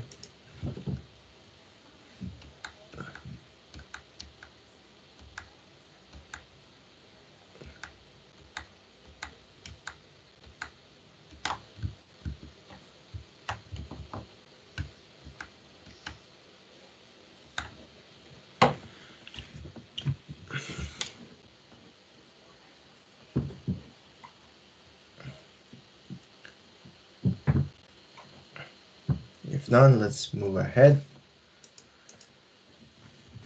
Compiling, installing an application. Oh, we already have installed Nmap. Nmap from source enables greater flexibility because yes, you can edit the source code and do any customizations that you want. Dependency troubleshooting.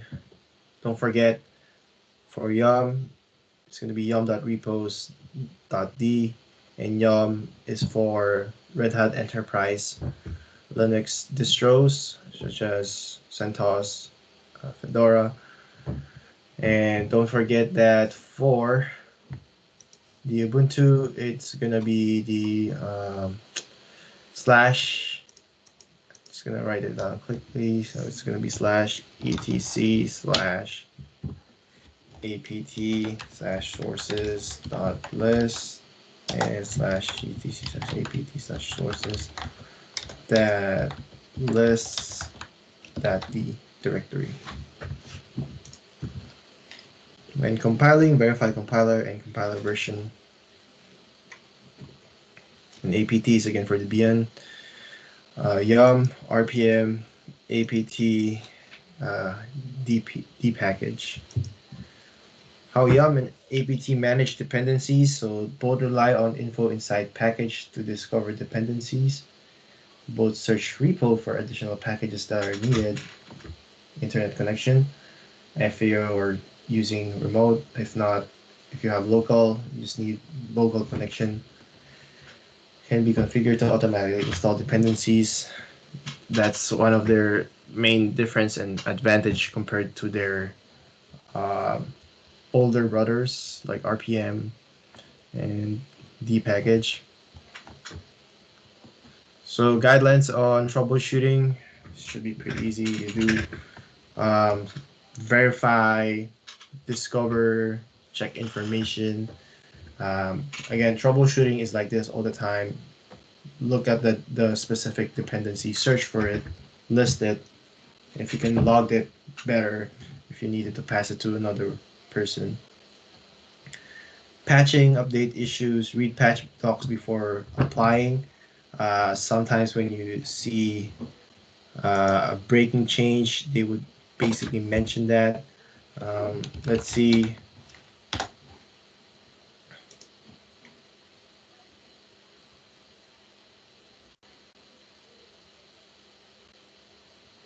Let's see if we can see in Apache changes. And these are changes that you want to see if you're using something and you may want to upgrade. So some of the fixes, right, as well. And I think in most repositories, they would mention it as a change log. There's even a podcast called Change Log that kind of talks about the changes here. So if readme.md is the documentation that you create, changelog is basically would put the versions here, as you can see.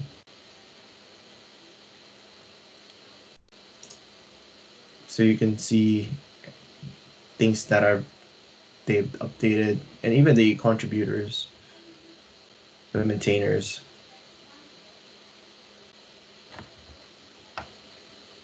Upgrade, export,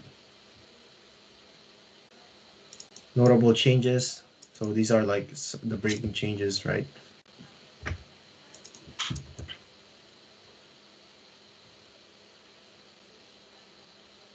Notable changes.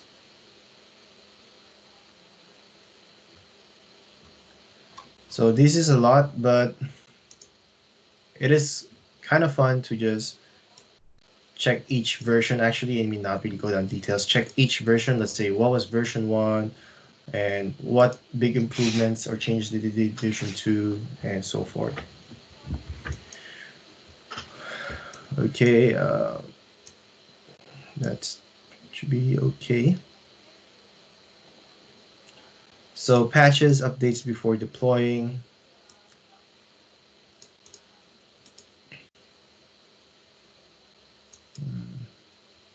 Software dependencies using the LDD. Verify the library file versions availability. Compile, test program in VM. Let's skip this. Discussing software dependency issues. If you do have anything that's like a question to you, maybe now's the time to ask. And after the slides, we'll basically move on to the muddiest points.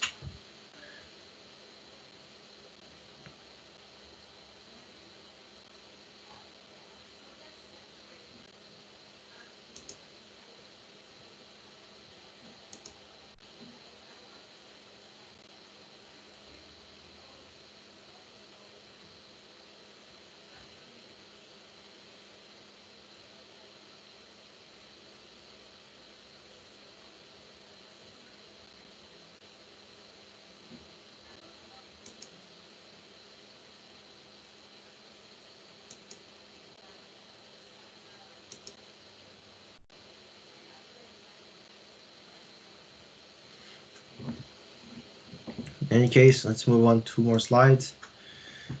Troubleshooting dependency issues. We got a tools already. Effective questions.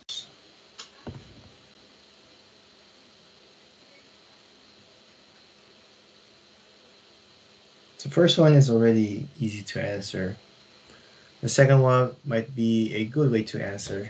It's a good way to discuss. So why might you create your own repositories? If you already have it on GitHub or a vendor, why create your own?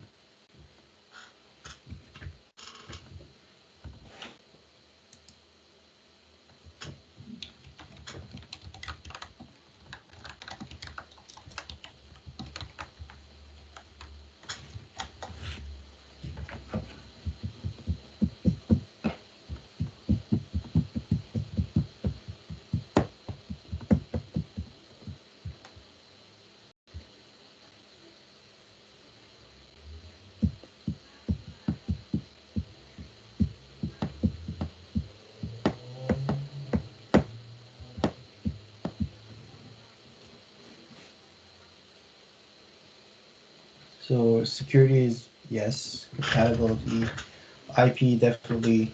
So especially, for example, Facebook's algorithm, you just don't see it, right? So you might want to just create your own internal one. So most of the algorithms are business logic, the one that makes money for the company. You would wanna store it in your own, right? That's why most companies, the big companies, tech companies, have their own internal repositories, right?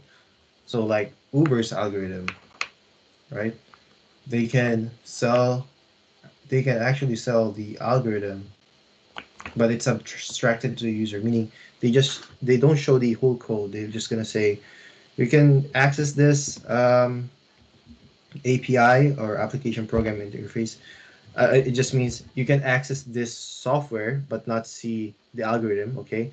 But it would be like the Uber algorithm in getting cars. So if let's just say I'm a new Uber company, right? Let's say uh, Grub grab car, okay? And instead of implementing my own, I would say, hey Uber, can I just purchase your service, that algorithm, without really show me the code? That's fine. So that's another way. You can now sell that IP as well. Have their own versions, yes. Yes. Proprietary software, yes. Okay, so let's quickly go over to Bodia's points. Let's check first some DBs. Let's see if there's some good thing to note. No, DB4. Oh, you guys did Wireshark, yes. So Wireshark is a common network tool with a graphical user interface. Um, we can we can actually give maybe during your networking class, because I don't want it to be distracting, but um, let me know if you want Wireshark, but because we also have those um, uh, exercises as well if you want to learn more about Wireshark. But it's fairly easy. I mean, you can just go to the documentation anytime. RPM yum, RPM yum. Uh, so we talked about it n number of times. This should be stuck in your head already. How about lab? No posting yet for lab 4. You did some IP address, I see. Okay. What is point? Let's see first if we left over some last. No more. Okay. MP4. So this one came up actually with the what we were trying to do. Nmap, I think. And it's kind of similar to this one. So the question is, are you able to install a .dev, so the Debian file, into any Red Hat Linux distribution or vice versa?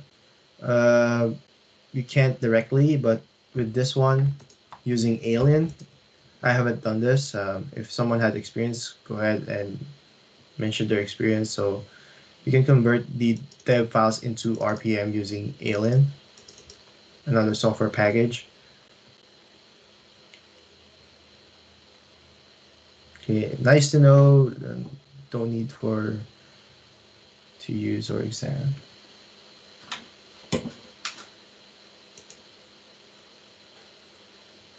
Oh, really? You got kicked off? What happened?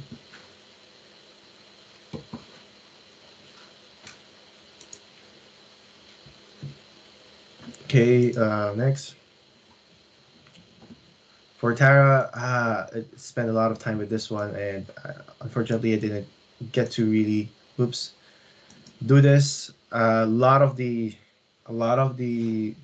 online searches I got is if you have a GUI, you can easily do this with CLI.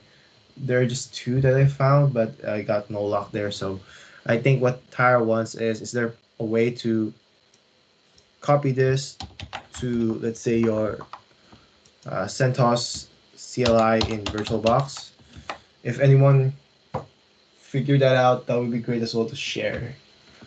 But spent the night, I really couldn't. These are the best links I had, but to lead people somewhere to have a context. But yeah, for the VirtualBox, you can easily configure it, but in terms of like in your CentOS, because here it would just say, okay, go to settings, advanced, and make sure it's bidirectional, right?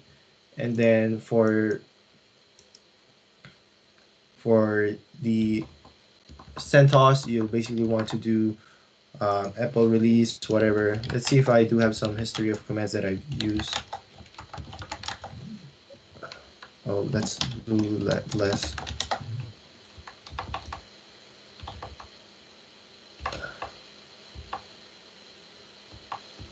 Somewhere around 900 mark, I believe. See, so um, we check with like doing an ls kernel, sudo yum install vbmet. Actually, I have more up there, I think. No, down there. Yeah, mounting it. Couldn't make it work. Installing a lot of different things here to just check. Nope. And I need this thing, but it couldn't work. So that was a fail. And again, most of them is using a GUI, so we might just add a GUI instead.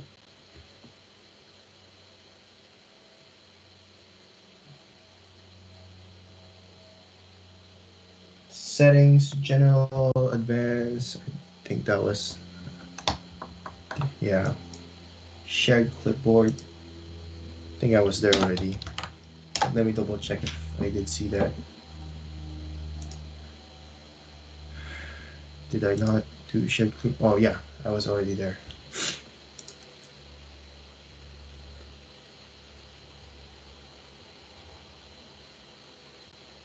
But again, for now, it's basically a good practice to just write it down. Keep typing it instead of control copy paste.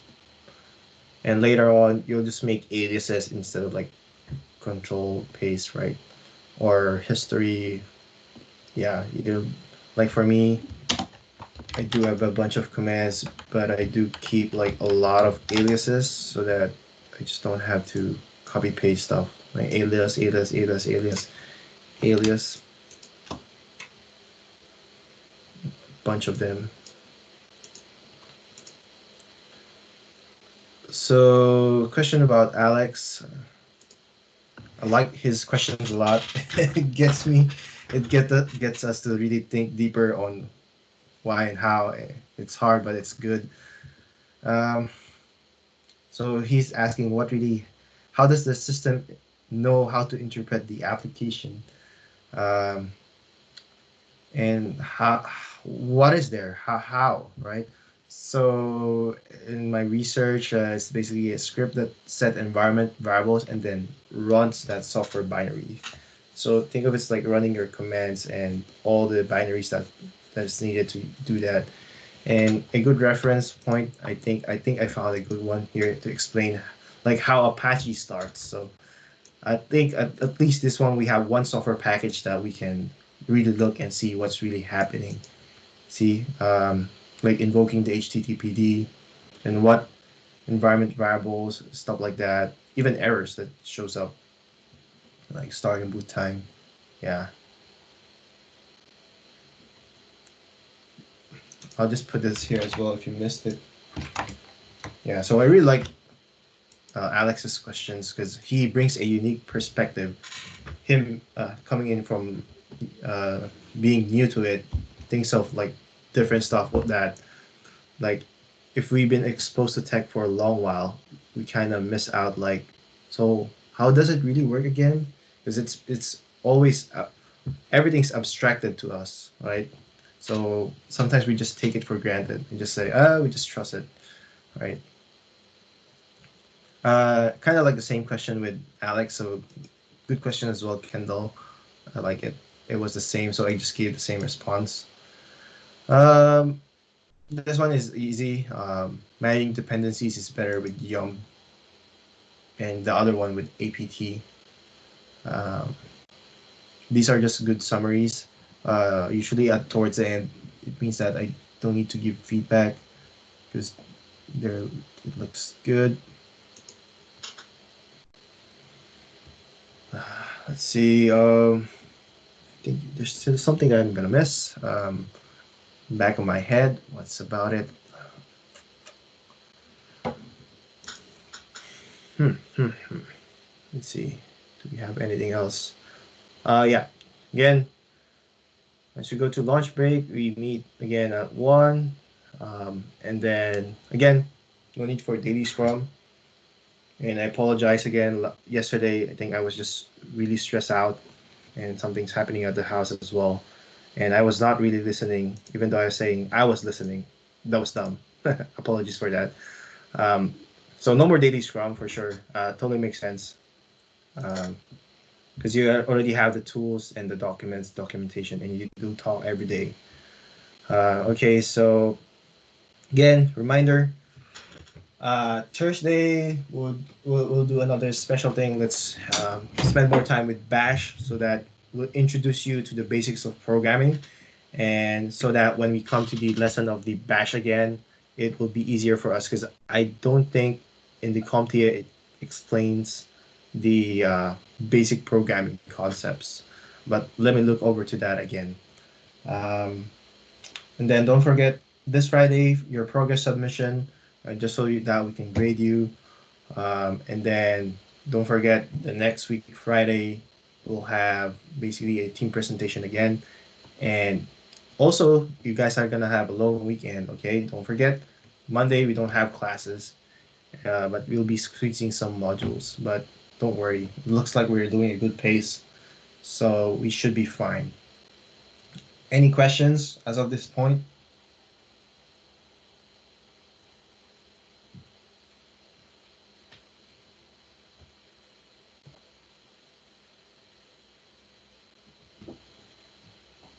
If none, thank you everyone. I'll give you back. I'll add you 1 more minute to your 1 hour. Hope that helps. We'll see you in the afternoon session, and thank you very much for your participation.